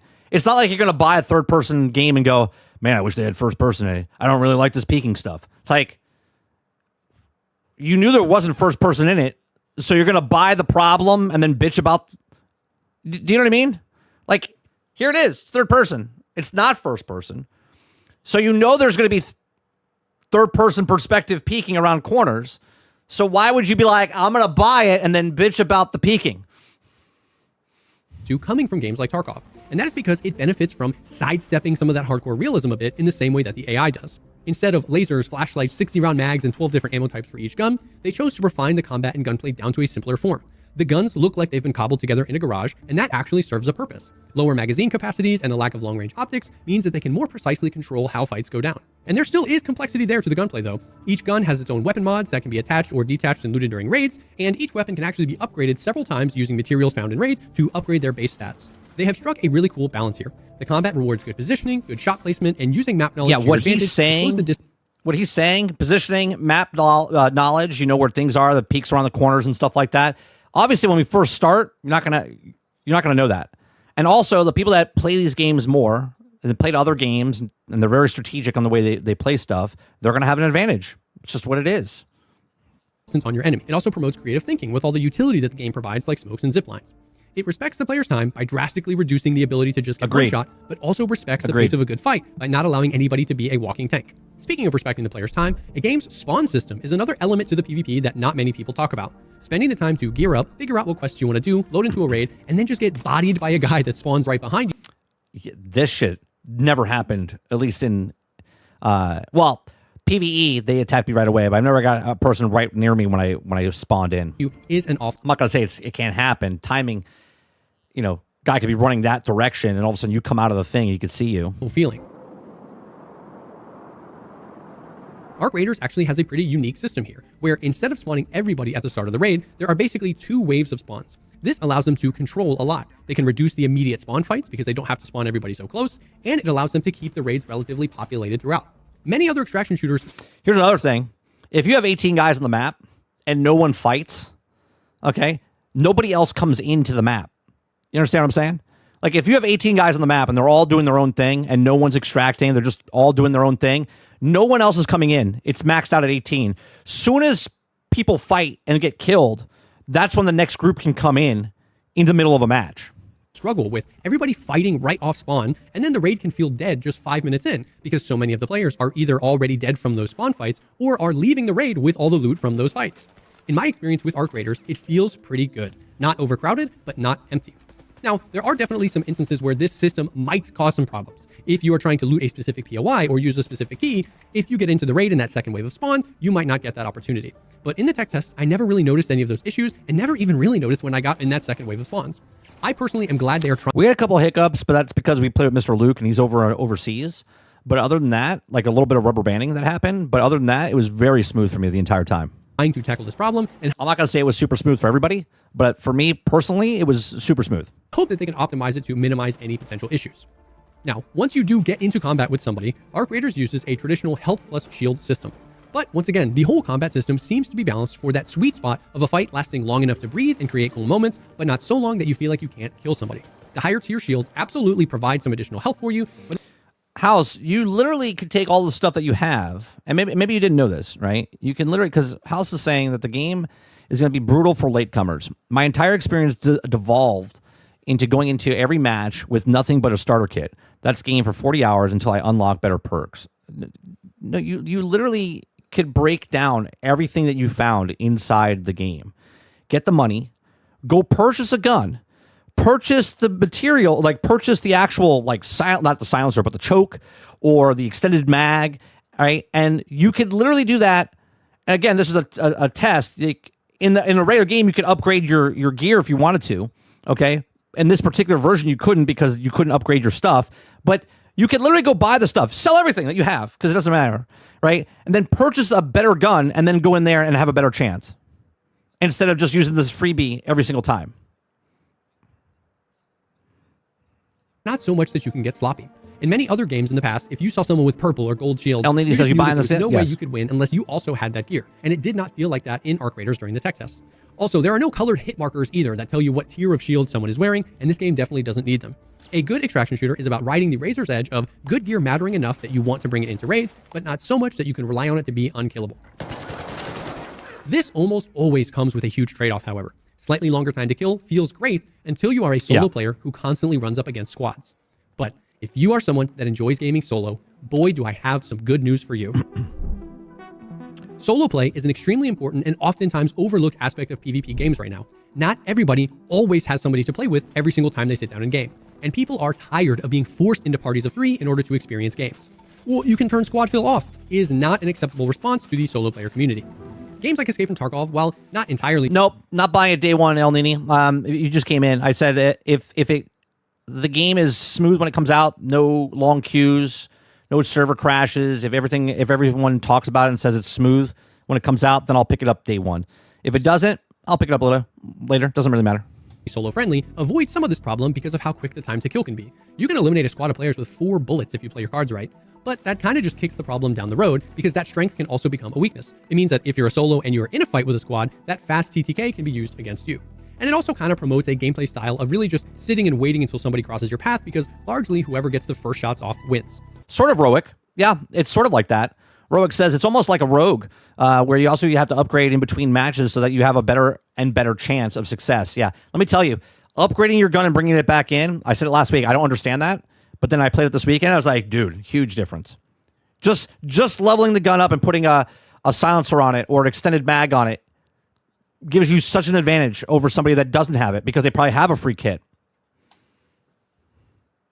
Other games have gone the entire opposite direction with full-on solo queues, but that inevitably fragments the player base a little bit and removes some of the tension that extraction shooters are known for. Part of the fun is never knowing if the guy that you just got has friends coming to avenge him or if he's a solo. Arc Raiders has a really unique approach to this problem. Their matchmaking algorithm will try to prioritize putting solos in games together. Now, this is not a separate solo queue. It's one playlist that everybody queues into, but while it is matching, it will try to take a large group of the solos that are queuing at any given time and put them together. This, at least during the tech test, seemed to be a really elegant solution to this problem. It's not a complete guarantee that the raider you hear is for sure solo, so you have to be on guard and you have to play carefully. But it dramatically reduces the frequency of you getting completely slammed by squads raid after raid after raid. And if you do end up being a duo or a trio in a game that is mostly full of solos, you would never know it. You didn't queue into any other playlist, and you would probably go about your whole raid assuming that any raider you heard... I can see them down the line making a solos only. I can see that happening. ...had teammates with them. It's another way for them to control and preserve the experience that they want the players to have without fragmenting the player base or without any one group of players feeling left behind by the game. And my favorite part of this whole thing is that the game gives you the tools to work together. Arc Raiders has proximity chat, which allows you to talk to other people and potentially team up. But in addition to that, there's an item in the game called a defibrillator, which allows you to not only quick revive your downed teammates, but it also allows you to revive downed enemies. This creates some really awesome moments where maybe one player kills another, and then you can kind of have this break where that player is downed and you can talk to each other and maybe decide to work together. It has already created some insanely memorable moments, and I think it's one of the most genius things they've added to this game. Yes, you might get betrayed and people might try to shit talk to you once they down you, but the opportunities for insanely great moments are more than worth it. Where's your friends? I just want to go see my chicken. All right, crawl in the extract. Where are your friends? I don't have any friends. I just want to go home and see my chicken. Right? Crawl in the extract. Go see your chicken, sir. He beckons you. Is he going to make it? He's just so lonely. He needs his fruit, right? If he goes there, he won't eat it. Get in there. All right, be on ye merry way. All right, good job, guys. I'm proud of you. You can see it. Your teammate dies. All right, don't get greedy. Yeah, and just never forget what happened. Never forget. Never forget what happened here. See, shit like that. With all this talk, that is fantastic, right? That guy, they could have took a shit. They could have took a shit, but because he had a mic and because he said something funny, they're like, all right, you can go. Of PvP and gunplay, we finally have to address the elephant in the room, the third-person perspective.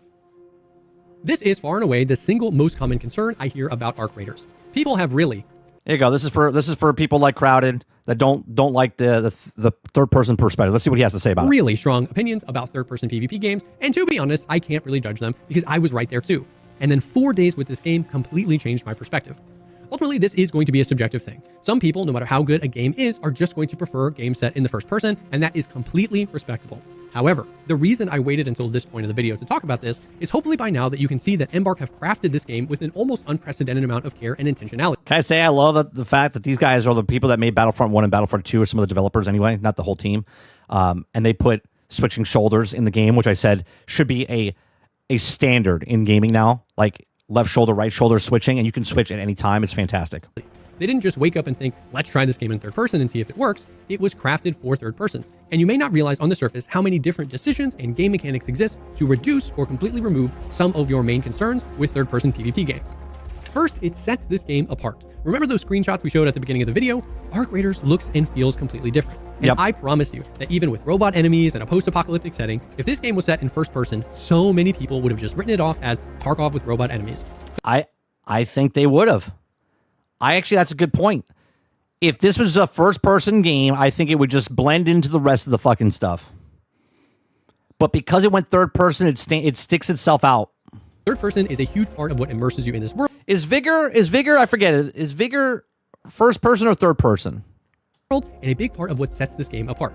But it isn't just about vibes though. I know that the main concern with third person in PvP games is that people just stand still corner peeking, waiting for somebody to walk by, and then you just kind of gank them without that poor soul ever really having a chance to fight back. And that is true to a degree. Many third person games have devolved into that, but I have two counterpoints to that. One, this exact same thing happens in first person games too. I don't know if you've played Escape from Tarkov recently, but one of, if not the most prevalent strategies in the game is ratting.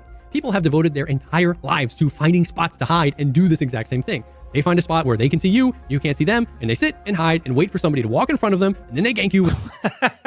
What? How long was that guy sitting there for? How long was that guy standing there for? Without you ever having a chance to fight back. What? A little goddamn gremlin, brother. And my second and more important counterpoint is that almost every single game mechanic that we've talked about so far has kept this third-person problem in mind. The fact that many of the Ark are drones means that since they are so high up in the sky, they can and will spot players that are hiding around corners and start to attack them, which lets you know of their position and it forces them to move. The time to kill is balanced in a way that even if somebody does get the drop on you, you almost always have the ability to fight back. There are also so many utility items in the game that can help you flush out players, draw AI towards enemy players, or provide ways for you to move and traverse the map to avoid these players. You do have to play third-person games differently for sure. You can't just hold corners and stand out in hallways, and that is something to remember. It's just part of the skill ceiling of this type of game. And it's I love Division 1 and 2. So this to me, I love. also important to remember that you also have that same ability to third-person peek corners as well. Similar to how the meta in a lot of first-person shooter games is just jiggle peeking corners for information, you just have to apply that same skill to third-person peeking corners to make sure that nobody is there. It's pretty much the same thing. But like I said, I totally understand that this is subjective, and I'm not trying to convince you Oh, they could add a lean. I guess they don't have to, but they could add a little lean. that That'd be you nice. need to love this game because it's in third person. But I do think that a lot of people have had bad experiences with other third-person games and might not realize how fully fleshed out the experience in Ark Raiders is. If you are on the fence about this game strictly because of third person, I highly encourage you to try the game out if you ever get the opportunity. It's looking at me. Got him. Oh, Who got him? Dude. Damn, bro. I hope by now you are seeing a trend here. And I'm going to say it again. The best Yeah, you could go. You can't peek over Roic. Not that I know of. At least I never really tried. But you could get behind and you switch shoulders. You know what I mean? Like if I'm in my right hand, but the wall is the opening is to my left. I have to switch shoulders. Otherwise, if I peek out, my body is exposed, right? But if I switch shoulders, I can not peek, but I can slide off to the side. part about this game is just There's no cover thing. I don't think you lean over and shoot stuff. the fact that everything feels so intentional. They know the game they want to make, and they know the feeling they want the players to have, and they make sure that everything supports that. And all this is just the tip of the iceberg. I could literally talk about this stuff for hours, but I need the mighty YouTube algorithm to love me, so we are going to go lightning round for the rest of this. The sound design in this game is so goated. Very Every good. sound from I don't know if it's the best ever, because like Star Wars Battlefront's really good. Bad Company 2 is really good. There's other games out there that their sound design's really good. This one is very, very good. prying open an airdrop to hearing a flare pop in the distance when you down an enemy to the panic-inducing sound of a bastion aggroing you are all equally unique. Like the difference is like in Helldivers, if like the automatons or an enemy is next to me, okay, they sound like they're right next to me regardless if they're 100 meters away or whatever. In this, the sound quality is so good, I can hear footsteps getting closer or farther. I can hear something in the distance and know like, oh, that's about 200 meters away. Like it's crazy good. Immersive and just phenomenal. And it's not just all set dressing. So many games nowadays have great sound design, but it ends up just being audio vomit. There's 14 different audio sources all playing at the same time, and you can't hear what you want to hear. Ark Raiders hit the nail on the head, where the sound in the game is good enough to be noticed, but it doesn't get in your way. Yeah, it's a beautiful blend. You hear the crickets, the rain, like animals in the background, like the wind, like the footsteps. It's so good. The echoing when you talk in game, like if someone's talking in proximity chat, you can literally hear the echo and it reverberates through. If you're inside or outside or goes into it's crazy. It can be a genuine skill check to hear something in the distance and know how to interpret it and react accordingly.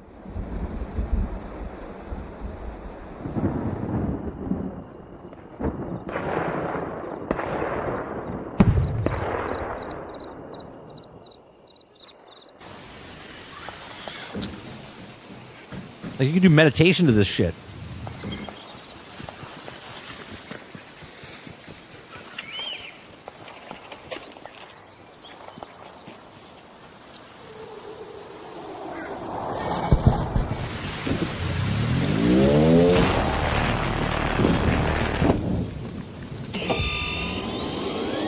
As with all extraction shooters, an important part of the experience is, well, extracting.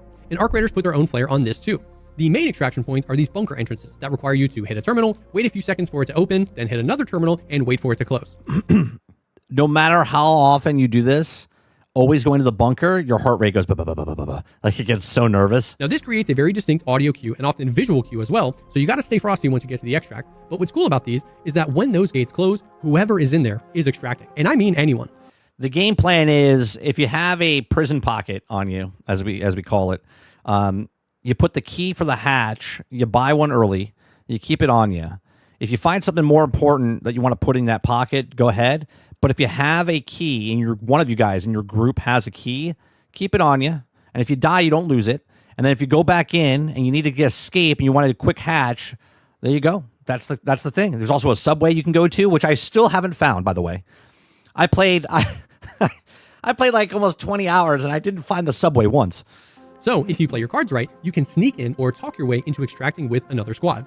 You can even extract if you are in the down state as long as you are inside. And some crazy important tech is you can actually hit the terminal inside to initiate the extract when you are downed. Crawling into an extract, hitting the terminal, and leaving before the guy that downed you can close the distance is an insanely butt-clenching moment, but a moment you will not soon forget.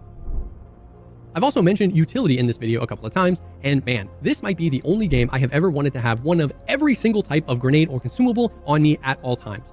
There are so many different types of grenades that can do damage, lure the arc away, or completely stop the arc in their tracks. Zip lines and grapple hooks can create some absolutely insane traversal strats. There's mines, deployable cover, and even a wand you can hold over your head to become invisible to the arc. There is so much here, and it all promotes experimentation and creates fights that are dynamic and unexpected. Jesse, I'm this so is that. sorry. This is It's just, Jesse. I just need I'm to. actually allergic to sand. I need to get onto the roof. No, it's Can okay. you, I know Jesse? normally I would, but I'm No, just Jesse. right now. Jesse, the problem is that I need to get up there because. Okay. Naturally, one of the most addicting parts of an extraction shooter is looting. We play these games because we're little loot gremlins that want to find things to sell. And Yeah, same house. I was playing on the X, and it looked phenomenal, and played very well on the X.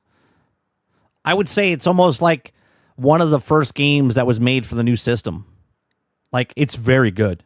there's a lot to loot here, and I was actually surprised at how useful just about everything is. So many of the materials are needed for upgrades or crafts, and materials can actually be upcycled into more rare materials, meaning that there's almost always a reason to pick up just about everything, which can be a little overwhelming, but I think that is good.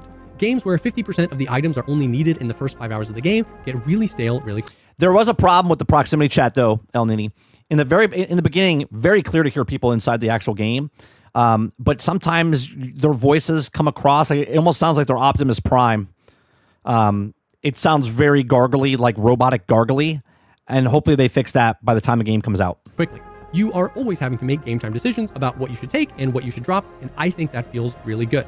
Also, if you're on console, you are in luck. This is far and away the most optimized looting UI for console players. I think PC gamers coming from games like Tarkov might think it's a little oversimplified, but in my opinion, it checks all the boxes. It's intuitive, it allows you to take a lot of loot out of the raid, and it is designed so that the maximum amount of players can enjoy it. That's a W for me.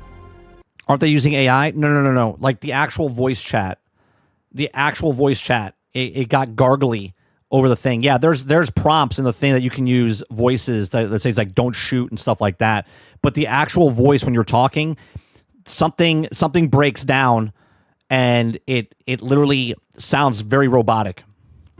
And on the point of looting, there's also a pretty detailed crafting system in the game that allows you to craft just about everything that you need for your raids. And since there is no player market, you are constantly needing resources to craft those things, which continues to push you into raids to farm more resources. There's even a crafting menu in raid. It does take a little bit extra resources, but one of the perks inside the skill tree is to craft stuff inside the map. Let me tell you, game changer.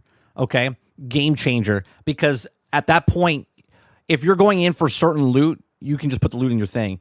But if you could break everything down while you're inside the actual game and also craft the materials that you need, game changer, because if you know what you need to a shield recharger, or if you find fab, you can start making bandages for you. You can last a really, really long time inside the game because someone can hit you, but then boom, you can put the charger on. Another smart thing to do is if you find another shield, instead of putting the shield charger on because it takes time and then it makes noise, you can just swap out the shield. Okay, and put it on. It gives you full shields, and there's no downtime whatsoever. if you forget to bring meds or maybe you run out during a fight, you are not just entirely... I believe it was it the red one? I think it was the red one, Water. It's like the third perk over. It's the big one, then the next one, and then the following one. You can craft stuff while you're inside the actual raid. out of luck. There's a hideout in your stash where you do all this crafting, and it is separated into a few modules that can all be upgraded. So you gotta get like 3 points. Is it 3 or 4 points? You have to unlock a certain thing to get to the. And you even have your own chicken, Scrappy, who will farm up resources for you while you're out on your raids. Scrappy's a goat. Also, you know what else is extremely refreshing about Arc Raiders? It is not mother-flippin' early access. This is a finished game. That is so unheard of these days that during the summer, the community was begging them to release an unfinished version of the game just so that we can get our hands on it. And like the absolute chads that they are, Embark said, nah fam, the game releases when it's ready. I am by no means anti-early access. So many amazing games were made because of that practice, but the opposite is also true, and it just feels so refreshing to be excited for a game that will be finished when we get our hands on it. Hopefully it's finished. It felt really good, but hopefully it's done. Arc Raiders might actually be the only extraction shooter to ever launch in a 1.0 state. And Embark have shown that they are literally gods at not only taking the time they need to finish the game, but at also showing the community how they are shaping the game. They've done a few community updates in their Discord since the tech test in the spring, and I encourage you to go read through some of them. It is a literal Prison Pocket, aka your asshole. That's right. masterclass at communicating their vision for what they want, how the data they've collected informs their decisions, and how they are still willing to learn from the players and adapt systems to be more fun and engaging while not compromising their original vision. It's awesome. This whole video has been pulled from my experiences with the game based solely on one tech test. And yet, there's actually so much more detail I could have gone through about each of these mechanics. The depth and attention to detail is refreshing and extremely exciting. And this is just the beginning. We know from some of the recent trailers that there are more maps, more enemies, more social features that we haven't even explored yet. It's important to note here also that since all of my thoughts are based on what was essentially a beta, any and every mechanic that I've gone through might change slightly or dramatically. I wouldn't even say this is a beta. I wouldn't say this is a beta. I would call this tech test, the server slam, a demo, right? I'm going to say it's a demo. It was a very small slice of what the game was. If it was a beta, they would give us more stuff. But the demo, it was a server slam for them to see what they could do. But the amount of stuff you could do, but you couldn't upgrade. You know what I mean? Like you had your workbench, but you couldn't go to level 2. You had your gunsmith, but you couldn't go to level 2. You could get this thing, but you couldn't. Right? It was just. Is a beta not a demo? No, it's completely different. If you listen to what I'm saying, all right. It was that you couldn't, in a beta, you could do certain things in other games. In this, they stopped you. They limited to you and said, oh, look, there's 5 maps, but you can only pick this one, right? It definitely felt like a demo, like you would get in the back of a magazine back in the day. It's like the same map over and over and over, but you couldn't do too much. Before the actual launch of the game on October 30th. But after what I've played so far and seen from them, I have full trust that Embark will land this plane. But I definitely do... Like, here's the difference, Al Dente. Battlefield 6 was a beta, okay? It was a beta test. There was 5, 6 maps, like 4 maps, but there was different sections that you could do, so there was like 5 maps in there, all right? The guns were there, more guns were there, okay? Not all the guns were there. There was a lot more to the game, okay? And the game is like, basically, that's it. The game is done. It's a demo. It's like, hey, you want to play this game? It's a test for them, but a demo for you. The game's complete. Still have some questions. They've stated in the past that they won't have wipes with this game, which can be a good or bad thing depending on how you look at it, but it definitely means that they need to have a good idea of how to keep the game interesting long term. Games like this without wipes can sometimes end with a certain portion of the player base just having infinite money and infinite gear, and nothing really matters anymore if you... I ended up with, because I sold it all before the game ended for me, I ended up with 400,000, 500,000, almost 500,000 of the currency. I just sold everything just to see what I had. just have everything. We also I think Shroud ended up with like 1.4 mil. Haven't really seen any part of the end game yet, which is totally understandable. The game's not even out yet, but it begs the question, what happens when I'm done questing? Is there more long-term meta progression to keep players engaged? Will seasonal events or changes be enough to keep people along for the ride? The Steam page lists some information about a ranking system that could be a part of their plans, but we don't know much. What we do know, though, is that Arc Raiders is a game that knows exactly what it wants to be, and it is a game that was made so obviously with a ton of love and passion, in a genre that is so often known for extremely steep learning curves and needing 4 additional monitors just so you can have your spreadsheets up. Mess you This up. is a game that feels intuitive, a game that feels like it's already thought of all the things you're going to think of and made sure to put those things in-game. And we desperately need a game like this in this genre. If you have been wondering if Arc Raiders is going to kill Escape from Tarkov or kill Arena Breakout Infinite, you are asking the wrong questions. It is good. Water, I already have a plan. I already have a plan. First thing I do, go in, freeload out for the first, 2 hours, right? Freeload out for the first 2 hours. Grab as much shit as possible. Sell it all. Make a shit ton of money. Expand my stash. Okay, once I have, if they keep it the same, 5,000, 10,000 for the expand, and I get 120 spots, Then I go in. Then I start getting the stuff that I want and then just putting it in the stash. Not until then. So the first 2 hours of stream, I'm just going to bring everything in, sell everything that I can, and then put my stash up. Don't you worry. I know I'm a hoarder. I know what to do. Good and healthy to have different games doing different things in a genre. Every time a new game comes out, you don't have to Indiana Jones swap out your old game with the new one. I don't know if anybody's told you this, but you can like 2 games. I personally think that Arc Raiders has a ton of potential to finally do something new in the genre, and potential to bring the genre to a whole new... I kind of feel like the robots have too much health. I think it's perfect for exactly why it's PvP, VE.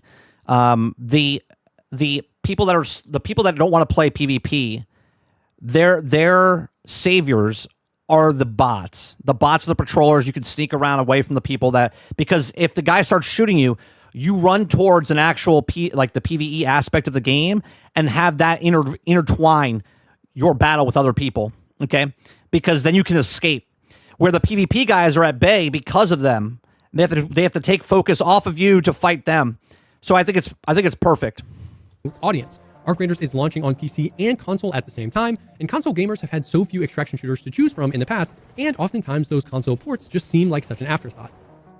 Ultimately though, no game is for everyone. I'm not trying to convince you that you need to be excited for this game, but I wanted to try and explain why I am excited for this game, and try to explain how they managed to convince me I was wrong about it.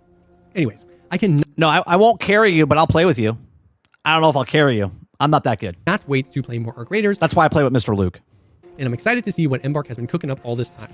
Thank you so much for watching. If you are as excited about this game as I am, hop in the Discord down below. It's going to be a great place to find people to play with. And all right, so we got that video done. Links in the description down below for Jesse Cosma. Go check that out. Then we have this other gentleman here, Lucci, which is another long one. Okay. Let's see what he has to say about this. Let's see. We'll put that at 1.25 as well. Maybe he talks a little slower. So, right there.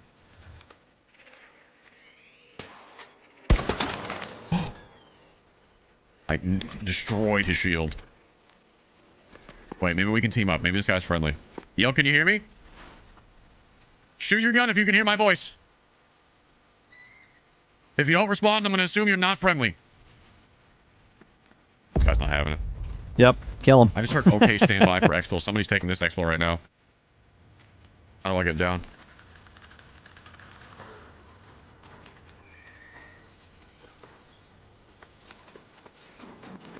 Alright, they're closing it right up. They're in and out, so they're gone. But this guy over here... Yeah, Al Dente, I might be getting it day one. It all depends on when it comes out, if it runs smooth. If the streamers that, get it before us and whatnot, if they say the servers are smooth and are having a good experience, then I'll pick it up the same day. If it's not, then I'll wait a couple days. I'm definitely getting it sooner rather than later. Confirmed this guy's not friendly. Now, there could still be someone else trying to get off the map as well, besides him, but he is the one that I am most worried about because we already shot at him once. To be fair, I shot first, but listen, you got to shoot first and ask questions later. He sees me.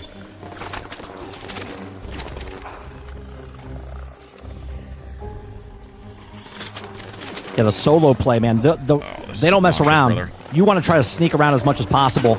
I might die here.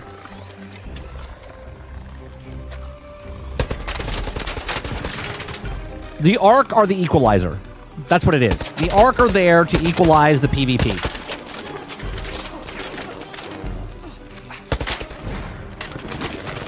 That's a person. Oh, you son of a bitch! See? Wait!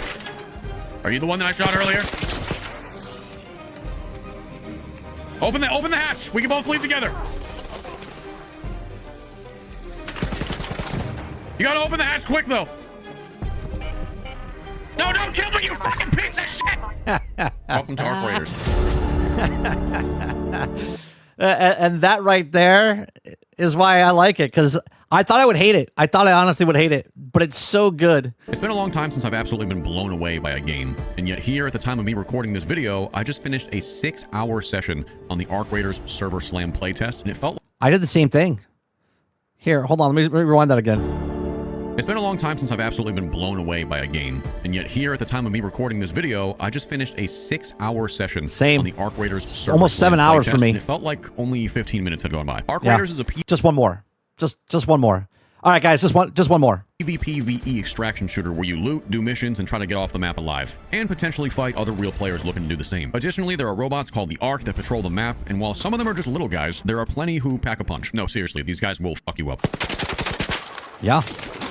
Oh, this is not good. This is what I get. However, the real brilliance of this game is in the fact that when it comes to other real players, you don't have to be a bloodthirsty PvPer every chance you get. Arc Raiders has proximity chat, which means you can talk to and work together with other friendly raiders to loot and take down bigger bosses. Even if you don't have a microphone, the game has a nice emote wheel system, so you can have your character yell basic commands to communicate with other players. Emotes like don't shoot and want to team up can help you let other raiders. I'll tell you what though, if you have a microphone, I suggest use the microphone. If you're scared to talk or you feel a little unnervous to do it, talk. It will change your whole experience of this game. Okay, good or bad. Okay, because if you talk, because if you use the wheel, okay, people think that you're just whatever, right? But if you talk, they're like, oh, it's a real person, right? Even though it's a real person anyway, they're like, oh, this person has a mic. Let's make it something happen here. Know that you're friendly. Just make sure to use them responsibly. Hey, I'm sorry. I know you are. Apologize again. I didn't like how you said it the first time. Sorry. One more time. My bad. All right, I'm gonna get you up. I have a defib. You're in luck. I have a defib. I can actually get you up. Can you apologize one more time? I'm sorry. There you go. You need some meds? I can give you some stuff. Work together? I don't think so. Everything in this He wasted a defib and then murdered him again.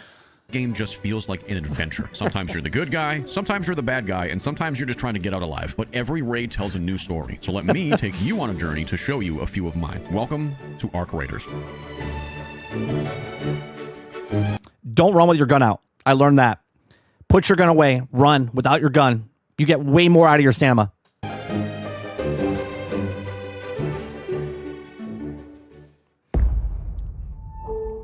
I know I just got done saying that you don't have to fight everybody you see in Arc Raiders, but to be honest, the game is... No, you can't defib yourself. Once you're down, you're down. So you have to start begging for your life, El Dente. Like if someone else comes across and be like, hey, you know, right? I saw some guy bargain. He's like, dude, I have this really cool thing in my inventory. He's like, you can take it if you just help me. He's like, you can have it. He's like, I can take it anyway. He's like, yeah, but I can help you. I can help you kill stuff. And he's like, okay.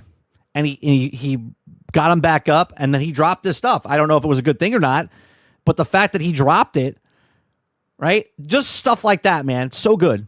Brand new. People are on edge, and even though I try to be friendly sometimes, it doesn't always work out. Some people just can't be bargained with. But I'll give you guys watching at home a little bargain. You like today's video, and if I ever run into you in Arc Raiders, I promise I'll be friendly.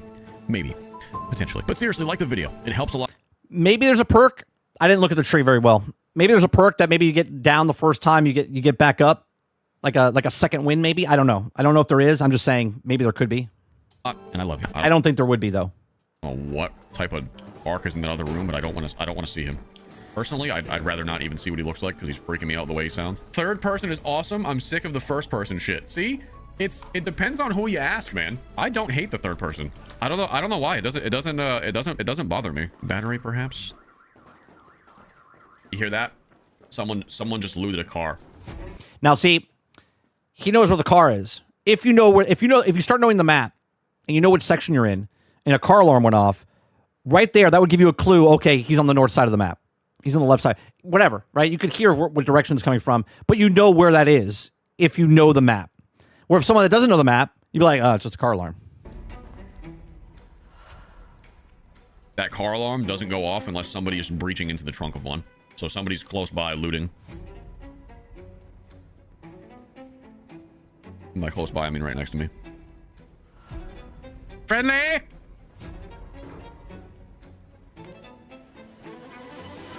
Can you hear me?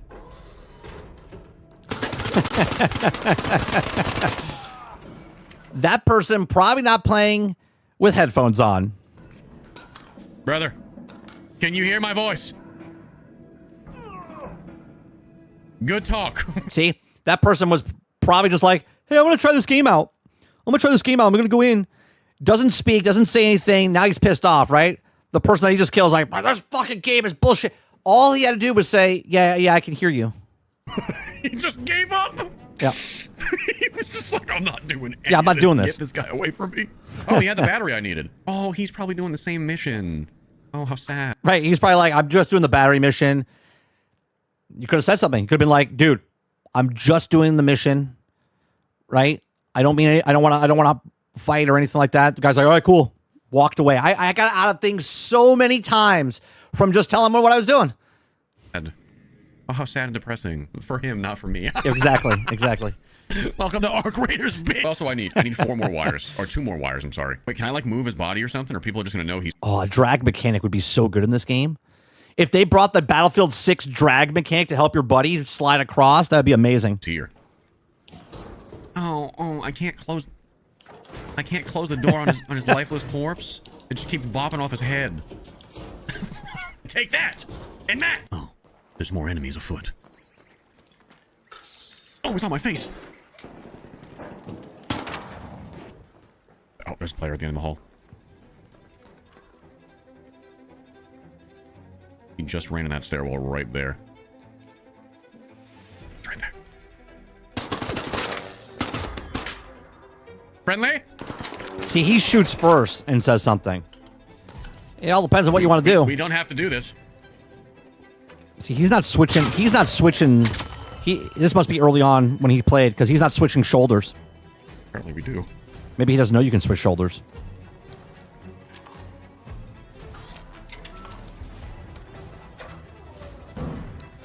He's hurt.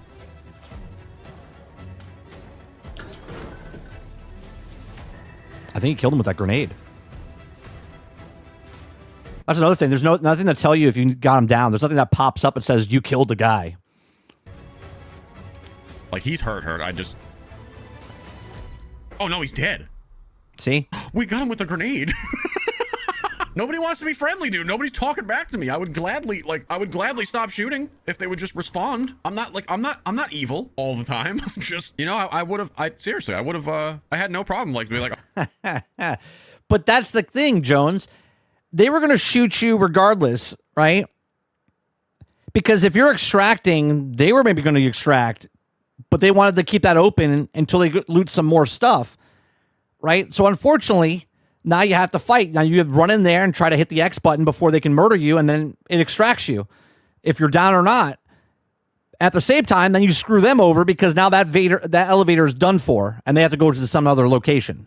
All right, we can chill. I'm over encumbered. That means I'm fat. No rest for the wicked, I suppose. A couple of minutes later, I heard some gunfire near one of the extraction points above me. Arc was everywhere, but they were onto something. Better yet, someone. I decided to investigate. Oh, he just died. Oh wait, he's right there.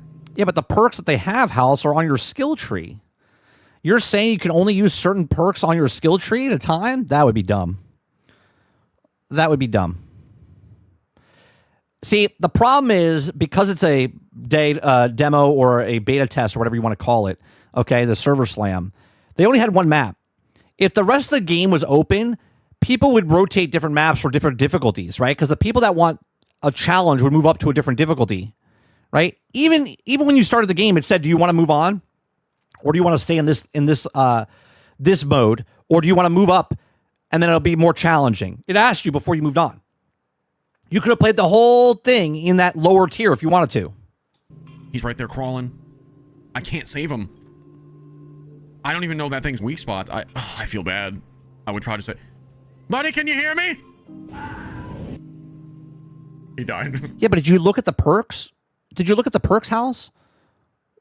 The skill tree's perks are like more silent or move better or climb better and stuff like that. It's not do more damage. The damage for the guns is based on what you put on the guns.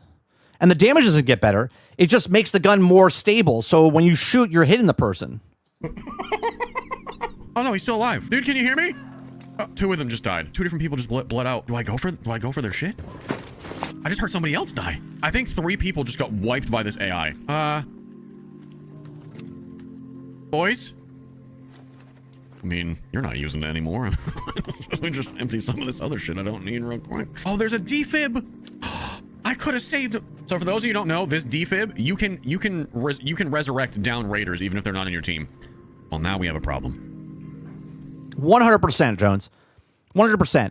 The first day is going to be a shitstorm because everyone's going to be on that same map. But as soon as the other maps, as they progress through the game and the other maps open up, they're going to leave that map because they're bored. The beefy boy. They're like, I put 30 hours on that map. I'm going to the next map. I was about to run into some unexpected guests and learn a very valuable lesson. Don't assume you're Come on, safe. Quinchar.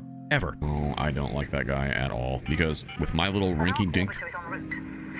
I like this video. He's just showing you like his gameplay, what he did. Yeah, I know.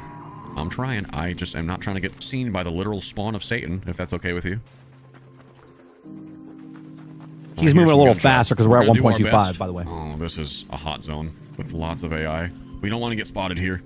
This would be a real bad time to get spotted. Someone just died right there. Those signal flares I was telling you guys about. Anytime that happens, a raider just died. Now, I don't know if that's a PvP fight going on, or I don't know if they got killed by the Ark. No, it's not a down. It's a down. I'm sorry. It's a down, not a kill. The flare goes up when you're down. Died, and that's at the exfil. Oh, boy. All right, we gotta move. I don't have time. Oh, we're yellow. Please go away. Please go away. He's not going away. I don't know if they have to fix that. He's not going away. Because they see you in the bushes. He's not going away, and it hurts. That's another thing on PC when you play against PC players.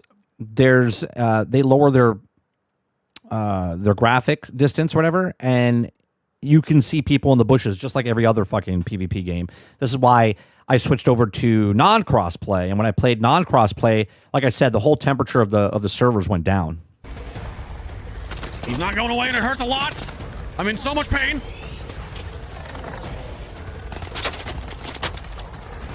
Stay in the bushes. Never mind, bushes are not. Okay. Wait. Can I defib myself? No. Oh, the spider's here too. I cannot defib myself. We nope. are. You're done. Shit. Yep. Damn it! Let's focus on the human-to-human aspect. And this is where it stops you from running around like a madman. You have to sneak. It's slow. It's methodical. It's not just run around like a crazy man to pick up all the shit. Arc Raiders for a bit. Now, I believe people are inherently good, but in stressful situations, you never know what'll happen. These mini moments within Arc Raiders that I'm about to show you highlight the good, the bad, and the downright ugly. Yeah, I played on Xbox. Warning, I'm not always so innocent myself. This is what Arc Raiders is all about. I don't know if these people are up top. I have a PC that can run it, but I don't have a PC that can run it while I'm streaming. So I play on console.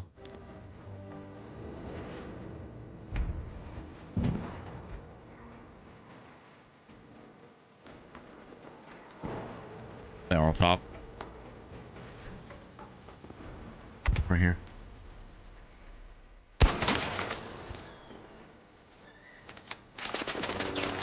Yeah, the aggro house is very hard. This is why when you, as soon as a robot sees you, put your gun away and run. Run with no gun in your hand. You can run longer, okay, and you run faster.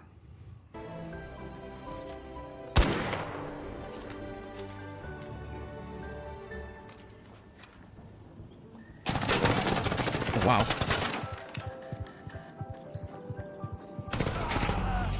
Wait, can you hear my voice? I just want to know if my proximity cat's working. Can you hear me? Can you? I can hear you. Oh, sorry about that. Are you friendly? I'm friendly, dude. I'm sorry. It's fine. Thank you. I just wanted to. I'm dead. Oh no. Can I res you? Unless you have. I can't res you. No, you don't have a defib, so you can't. See, he wanted to res him, but he doesn't have a defib, right? So there'll be a time where people start carrying defibs on them. As they progress through the game, you can start crafting stuff and whatnot. So the people that have defibs, and then they will revive you. Now, obviously, are all people going to revive you? No, there's assholes out there. But there are people that when you start talking to them in game, it changes the temperature, and you're like, oh, you know, this guy sounds pretty cool. It's just like a feeling you have, you know?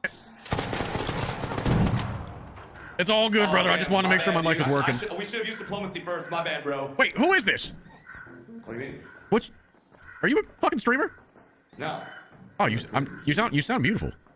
Oh, really? No, thank you. Thank you. Much incredible. I thought you were like a content creator or something. Okay. Oh, wow. I just have a nice microphone. All right, Sorry brother. about that, bro. No, it's fine. Good luck next time. Listen, just put me out of my misery and take my stuff. Do it the honorable way. Godspeed! Well, my mic works. Yeah, you have nades that you can throw. There's other things that you can do, like you could throw a flare up in the air to get other people to come over there to take the guys away from you. There's a lot of different things that you could do, man, that people didn't do because they didn't know. So a lot of people are saying negative things about the game, but they don't know everything you could do in the game yet. I am playing on Steam. Go on, Stubby. What time did we say that it goes live for everybody? Hold on. We don't have to do this. I'm cool. You want to be cool? Are you cool? I'm cool. I had the same experience, Stubby. In a solo queue, or in a solo, every time I went in solo, more people, they did a really good job. I've been in matches, though, with other people that were groups, and I just got murdered. But when I came across another solo player, it was very cool that more times than not, they would be friendly, and you would work together, and then you would have a buddy in the thing. But the bad news is, if you were fighting together, you could still shoot them and hurt them, and then also you can't revive them because they're not on your team. I think it would be cool, but then I think it might break something. So let's say I'm in the match and you're in the match. We didn't know each other. Okay, we came across. You say you want to team up. If you say yes, then all of a sudden it should, boom, put you in a squad together, right? That way, if you get knocked down, I can pick you up. But if they did that, what Brainchild was saying earlier, if everyone got in a group and you all said, like, you could have 3 people and another person have 3 people and you all work together, then you would just dominate the map. So maybe that's why they don't do it. All right. I'm gonna walk to my left. Don't shoot me. Oh, that's fine, brother. I don't have any heals or nothing, so I don't want to fight. All right, you're good. You're good, brother. I appreciate it. No problem. Hey, This right here happens so much. quick question, though. Do you have, like, a bandage now? Because you fucked me all up, perhaps? Like, even just Bandages? one? Yeah. I'm all fucked up. Chad, I want to blast him in his fucking head, but he's being nice. Thank you, dude. Appreciate you. Did you see that? He's urging. He's like, I want to kill this guy so bad, but he gave him bandages, right? I'm going to let that one walk because he's being sweet. I'm gonna let that guy walk because he's being nice. Part of it is because he's being nice. Part of it is because I think he has way better gear than I do. But that's cool. That right there is the cool part.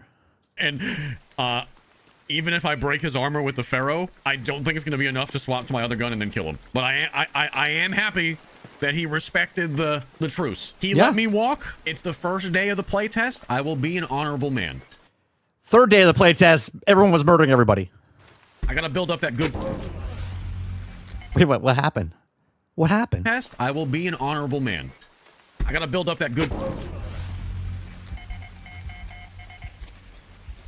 Brother, you... Completely different person.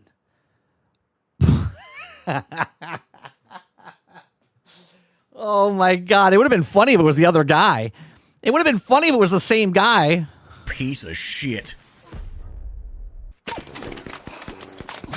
This a player? Relax. We can be cool. I'm not even trying to fight. You down to go our separate ways? No, he's not. He's not. He wants to fight. I want to Other be guy wants cool to with fight. you, but if I don't hear you say something back, I'm going to assume you mean to kill me. And I'd hate for things to go south for you. Yeah, no, he's All going right, for partner. him.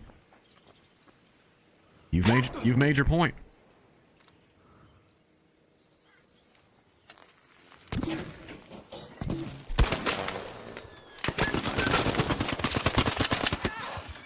That's it. Well, I bet you weren't expecting me to fight back now, were you? Yeah, I would and give he, up too. Yeah, and he killed himself because he's a fucking gutless prick. Ooh, you pussy. He's not even gonna loot him. He's not even gonna loot him. I gave him the choice, chat. I said it loud and clear in that proximity chat many times. Another guy. Shit! Another guy. Oh, I'm friendly! Friendly, Mystery Mountain Man, I'm friendly! Ooh, karma is a bitch, dude. Wow. Instant karma. Sir, do you have a defib? Could you possibly help me out? Uh-oh. What's gonna happen here? I mean, don't just stare at me. Speaketh. All right, you don't have a microphone. I get it. That's fine. I'm assuming that means you don't have a defibrillator to res me either. This interaction, though, is good. Well, I'll tell you what. Can you come over here and just Can you please give a message to my wife, please? Tell her I love her, and then I won't be home for dinner tonight. Thank you. Yeah, all right, Thank you. there I you go. appreciate it. This guy, I just killed him. I want you to know he was a dick, and he wouldn't stop shooting me, so I had to kill him first. Yeah. Let him know. Shoot him again. Shoot him again. Make me feel good before I die. Thank you, brother. I know. Listen, it's just business. I know it wasn't anything personal. Put me out of my misery, please. Godspeed. Oh, see? That's nice.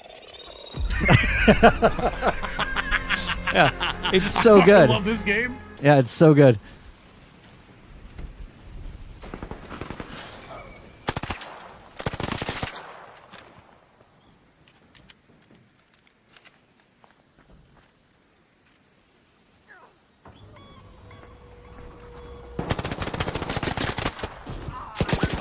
Oh, they closed the gate. Easy. We can be friendly. We can chill. We can chill. Easy. You go your way. I'll go mine. Nope, he's gonna shoot him. I'm just gonna fucking murder your stupid ass. I gave you the choice. And you betrayed my trust. Plug your damn microphone in. Say something for yourself, or just bleed out, you pussy, like the rat you are. Yeah, the people that just die out real fast, they got no honor. They're literally there just to try to get one up on you. Old and alone, no friends, no family, never gonna amount to nothing, just dead out here on the battlefield. I hope you know that's what your legacy is. Sorry, I got a little... Oh, he had a defib too, so he could have rezzed me after he killed me, but he probably wouldn't have. Like, I No, he wouldn't. Great shame upon him and his family. What is that? Ooh.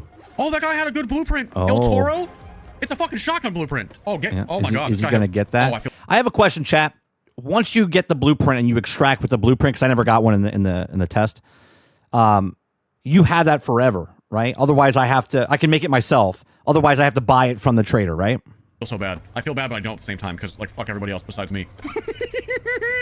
I feel bad, but I don't. Shield recharger, everything.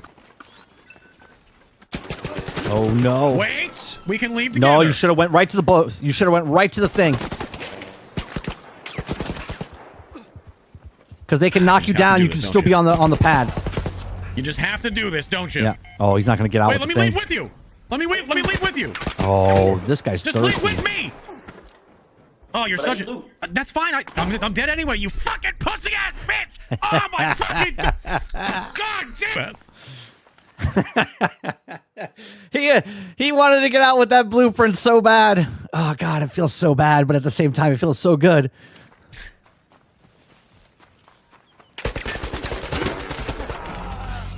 Yeah, guys, why are we spamming? Sorry, bro. No, it's good. I wasn't paying attention. Do you have a defib? I can't even drop items. Let me... If you have a defib, you can res me. I have one, but I can't give it to you. It's not like I one can in drop his it when I'm hand. down. I don't. I'm sorry, man. It's all right, dude. I appreciate it. Listen, tell me something that'll just make it not hurt. You know what I mean? As you have, I know you got to do what you got to do. Just tell me like a story or something while you do it.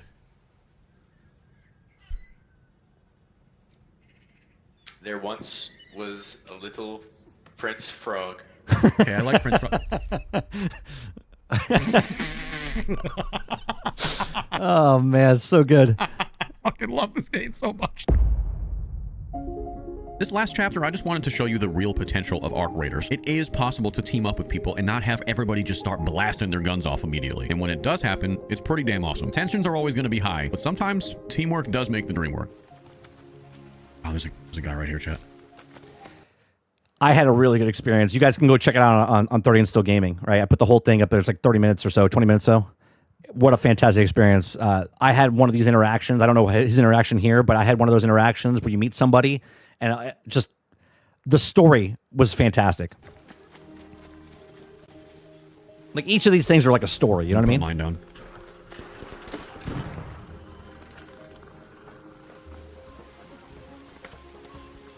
He's going down the stairs.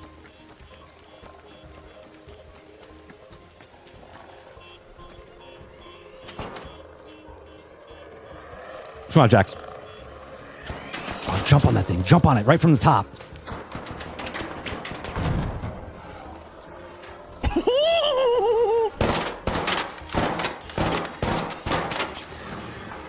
Buddy, don't die. Don't die. I got a defib. I got you. Listen, you have a mic, so So let's just say something. I don't know what he's doing here, right? Let's say I needed to kill a bunch of robots, but I couldn't do it by myself. Let's say I had to kill out somebody else, right? And I'm like, I need somebody to help me. I'm in by solo, but I want to complete this mission. I could try to negotiate with this guy, right? To be like, hey, I'll help you up. Can you help me kill these things, right? Now, he could backstab you later or whatever, but it's that moment that just makes it so cool.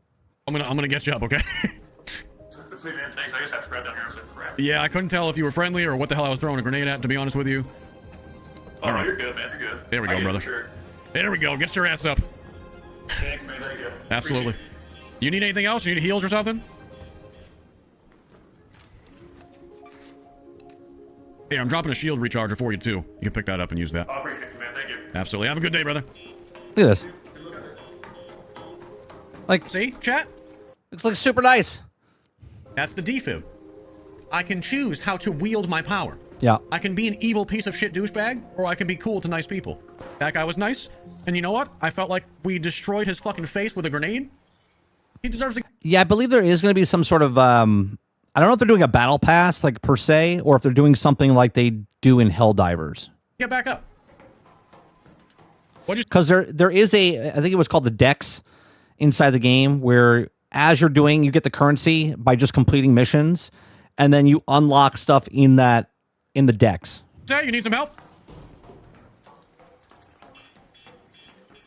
You're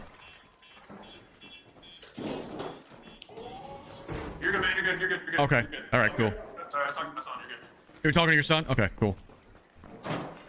Wait, who was that? There's somebody else in here with us. Who is that? Oh, buddy, I think there's a couple people above us. Reload. We're good. All right, I'm gonna See, now all of a sudden, they're working together, right? Because now they're on the same team, regardless if they like it or not, because other people are coming in. chill with you. All right, people upstairs. Are you friendly or no? So, are you down? All right. There's a fucking spider on me! Get off me! Sorry. I don't like spiders.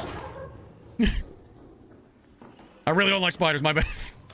All right, we're coming in. There's two of us. Yeah, you get multiple for dailies as well. Yeah. Us coming in. I'm bald, and this guy has very orange hair. I'm above you. I'm above you guys. All right, this is us coming out. All right, cool. Where is that guy that tried to shoot you? He was up top. He was that was the extract, I think. All right, hold on. Yeah, see, he's having the same experience I had. All of a sudden, you meet one guy, then all of a sudden you meet another guy, then you're all working together. Hey, you fucking bitch-ass pussy, come out! Watch out, we got some arcs over there behind us a little bit to the right. I'm just here for batteries and wires. Let me see if I got anything that for you. No, I don't have anything. I came in and fought this guy because I thought he was not friendly, but he was friendly, so I rezzed him, and now we're... Yeah, I don't know if there's a battle pass house. I do know there's a thing like the war bonds inside of this game. All good, all good. You guys are the first friendly people I've met. Yeah. Because there is a gold currency, but then there's a blue currency that you get in the game. Try to find the stuff. You want to come with me or you want to find access to I'm gonna check over here. Okay. I can stick with you and watch out for that other dude and just kind of bodyguard you for a minute. That'd be good, actually. I hear a probe. Do you hear it? A probe. Fingers off him. That's not me. Well, I gotta put some armor on. That beeping every so often is a probe. It might be like arc within it. Oh! Robert Jones says it might be a good idea to have a bright outfits so your new teammates remember not to shoot. Okay. All right. Yeah, but then people freak might out come then. in and go, oh, wear a bright costume so they think you're new, type of thing. Chad, I am fighting the biggest moral dilemma of my life right now. Hold on, I hear it. It's so close by. You're looking for okay. Oh, there we go. Yeah, start off. Oh, there we go. This one here. Is this the probe? That is the Oh, that thing. Okay. No, not the... Wait, what? Well, that looks like a probe. Wait, it's not like a probe. It's a big. like a probe. It's a yes. That's what I'm saying. It's a big. You know. They're showing up 2 loot boxes, I think. One for you, one for me. What'd you say? They should have 2 loot boxes. Oh, what there are. 2 loot boxes. Is it- 2 loot boxes. Yeah, 2 loot boxes inside the probe. One on each side. There's 2 things. You get pretty good stuff in there, too. Nice.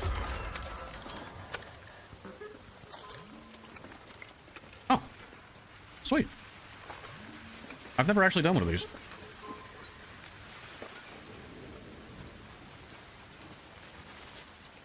Chad, I don't know if I have it in me. I think I've gone soft. You can't always murder everybody. Oh, Jesus. Get one game in, yeah. All right. I think that other guy got murdered. Somebody just fought. Chad, I don't know if I can do it. All right, let's go get that guy then. He's holding. I don't know. He wants to murder them so He just bad. gave me free loot for no reason. He didn't have to do that. I want to be nice so bad, but it fucked me over last time. Oh, it wasn't someone extracting. It was it's not someone extracting. It was someone set up from another tactic. I'm assuming the other guy. Oh. Other guy, are you nearby? I don't remember. Okay. Okay. That's. Oh yeah. All right, that's what we're coming to do. Let's get the fuck out of here. I am going down. Dude, you have some crazy hair. There's gonna be another guy. He's gonna murder them all. Don't stay out in the open. Don't stay out in the open. Oh, new guy, help us kill this.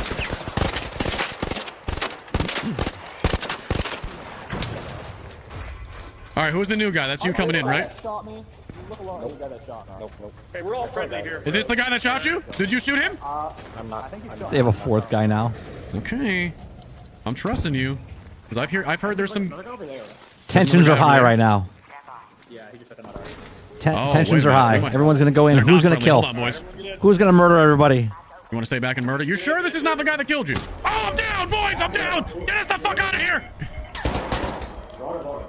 Dude, he sniped my... He tried to murder him. You see that? He tried to murder him at the end, but it's okay because he got out. It's good stuff. Yeah. So, look, I think the game is a fantastic game. We're gonna most likely play it on day one. I don't think there's gonna be any problems from what I played, but you know how I am. So we're not buying it day one as soon as it starts. It comes out on the 30th, right? It comes out on the 30th. That's a Thursday anyway, and we do our morning show on Thursday. And so yeah, you won't see me play it. I'll do a Friday stream. We'll know by Thursday if it comes out in that morning or whatever. If it's got smooth launch, if there's any problems, crashes, or anything like that. So we'll probably play it on a Friday stream. We'll do a Friday stream when it comes out. I really enjoyed it. I was wrong. I was wrong when I said, because it switched from a PvE to PvP. I was like, I'm not interested in it. I tried the play test because of Eclipse, because of Winzo. A lot of you guys tried it and said you should try this game out. I think you'll like it. And you know what? I want to say thanks because you guys watch me all the time and you know what type of games I play or what I like or what I talk about. And you picked it, guys. You said try it out. I tried it and I absolutely fell in love with it. So down the line, we are going to be playing the game. Me and Mr. Luke will probably play together. So it'll be our afternoon streams. We'll switch it up between, Helldivers and that game and whatever else. So yeah, I'm looking forward to it. It's very enjoyable. It's very enjoyable to play. It's very enjoyable to watch because every time you watch, you never know what's going to happen. It can completely change. It could be very sweaty. It could be very friendly. It could be where you get a whole bunch of stuff or you get absolutely nothing. And I don't know, man, as a content creator, I think it's a very good game for content creation as far as what happens in the game, minute by minute. So I definitely look forward to it. Roadkill says, are you going to play Space Marines 2 yet?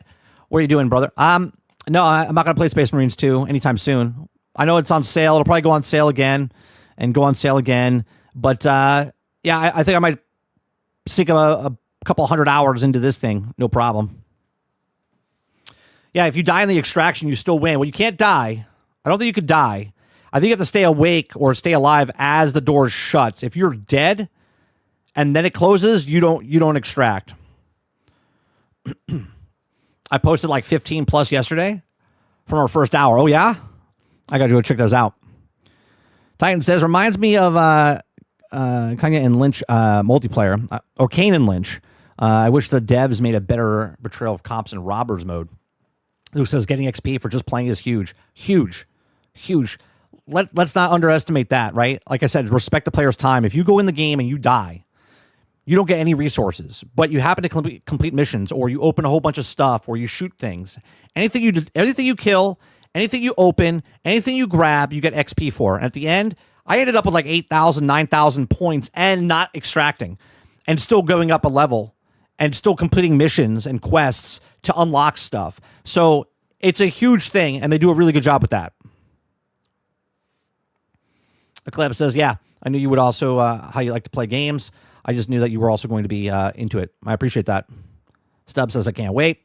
Roic says, there's also a new Vampire Survivors type game on Game Pass called Ball X Pit. Oh, I saw that. Played it this weekend. It was fun. I'll check it out. Ron Slusher says, Borderlands 4? No. Yeah, 5 years from now when it goes on a huge sale, Ron. When it goes on a huge sale. Good point. When you're bleeding out, you still win. Yes. Yeah. If you can hit that X button as fast as possible, I'm a perfect. When I run in there, I actually locked a bunch of guys out. It was fantastic. There was a group of 3 guys. They were all talking. They opened up the thing and they were waiting, and I snuck in. Okay, I snuck in and then hit the button, and it shut on them. One guy got in. He rolled in. The other 2 were left out. It closed. He extracted. All I heard was, you fuck. And then it cut out because, you're back home. The other 2 guys were stuck in the game. They were stuck in the game, and they had to go find a different place. One of the guys jumped in. He extracted. Now he's separated from his group. It was fantastic. It's fantastic. Luke says, the devs said that we want to respect the player's time 1,000%. Arc Raiders and Borderlands 4, both Unreal Engine 5, right? Crazy. Ball X Pit is a blast to play. I'll have to try it out. Dolphin says, I have to go to sleep for work tonight. Have a good day. We're ending the stream right now, and we'll be playing some Helldivers with Mr. Luke in about 40 minutes or so. So if you guys like it, we do this Monday through Thursday from 10 o'clock in the morning till noon Eastern. We just talk about news stories, have conversations. If you like it, hit the like button, hit that subscribe button. If you'd like to go above and beyond that, become a member as little as $5.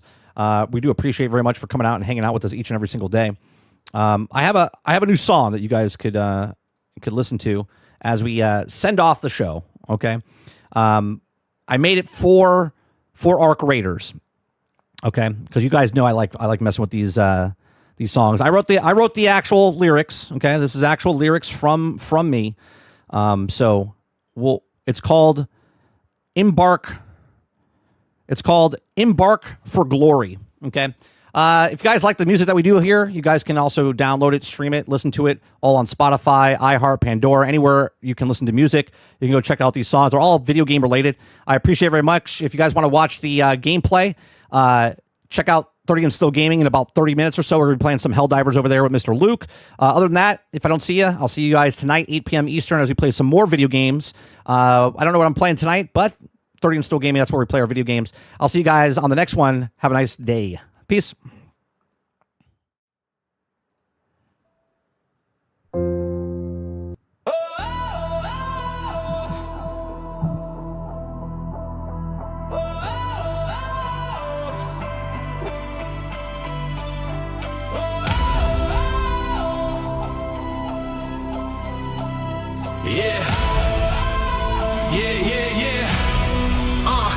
I used to say, nah, not my thing. Extraction games, man, they all felt the same. Run, loot, die, rinse, repeat. Leave with nothing but defeat. But then I saw the lights from the sky. Metal beats fall, and I had to try. Booted up Arc Raiders, thought one quick round. Now I'm lost in the sound of that battleground. The dust kicks up, my pulse starts to raise. Every drive feels earned, not a waste. Didn't think I'd stay, but here I remain. Embark built a world that changed the game. I was done with the grind, but they flipped my view. Now I'm flying high with my Raider crew. The quality hits, the polish shows. Embark made a game and it truly glows. They didn't fake it, they didn't sell hype. They built a dream and got it right. Yeah, I was wrong, I'll say it today. Arc Raiders blew me away. Arc Raiders blew me away. Every raid, a new story to tell. Blast of fire and chaos. Oh well, the skybox, man, it feels alive. Retro future, keeping dreams in drive. Not a cash grab, not a scam in disguise. They respect my time, and that's the prize. No empty promises, no broken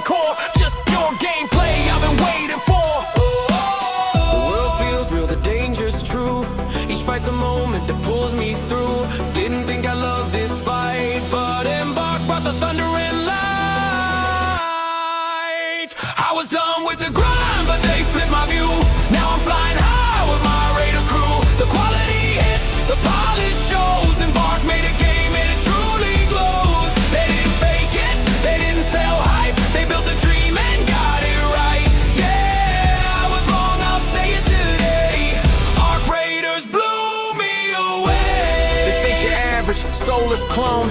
This is skill and passion, carved in stone. Embark delivered, they broke the mold. No filler, no lies, just pure gold. Now I'm dropping down,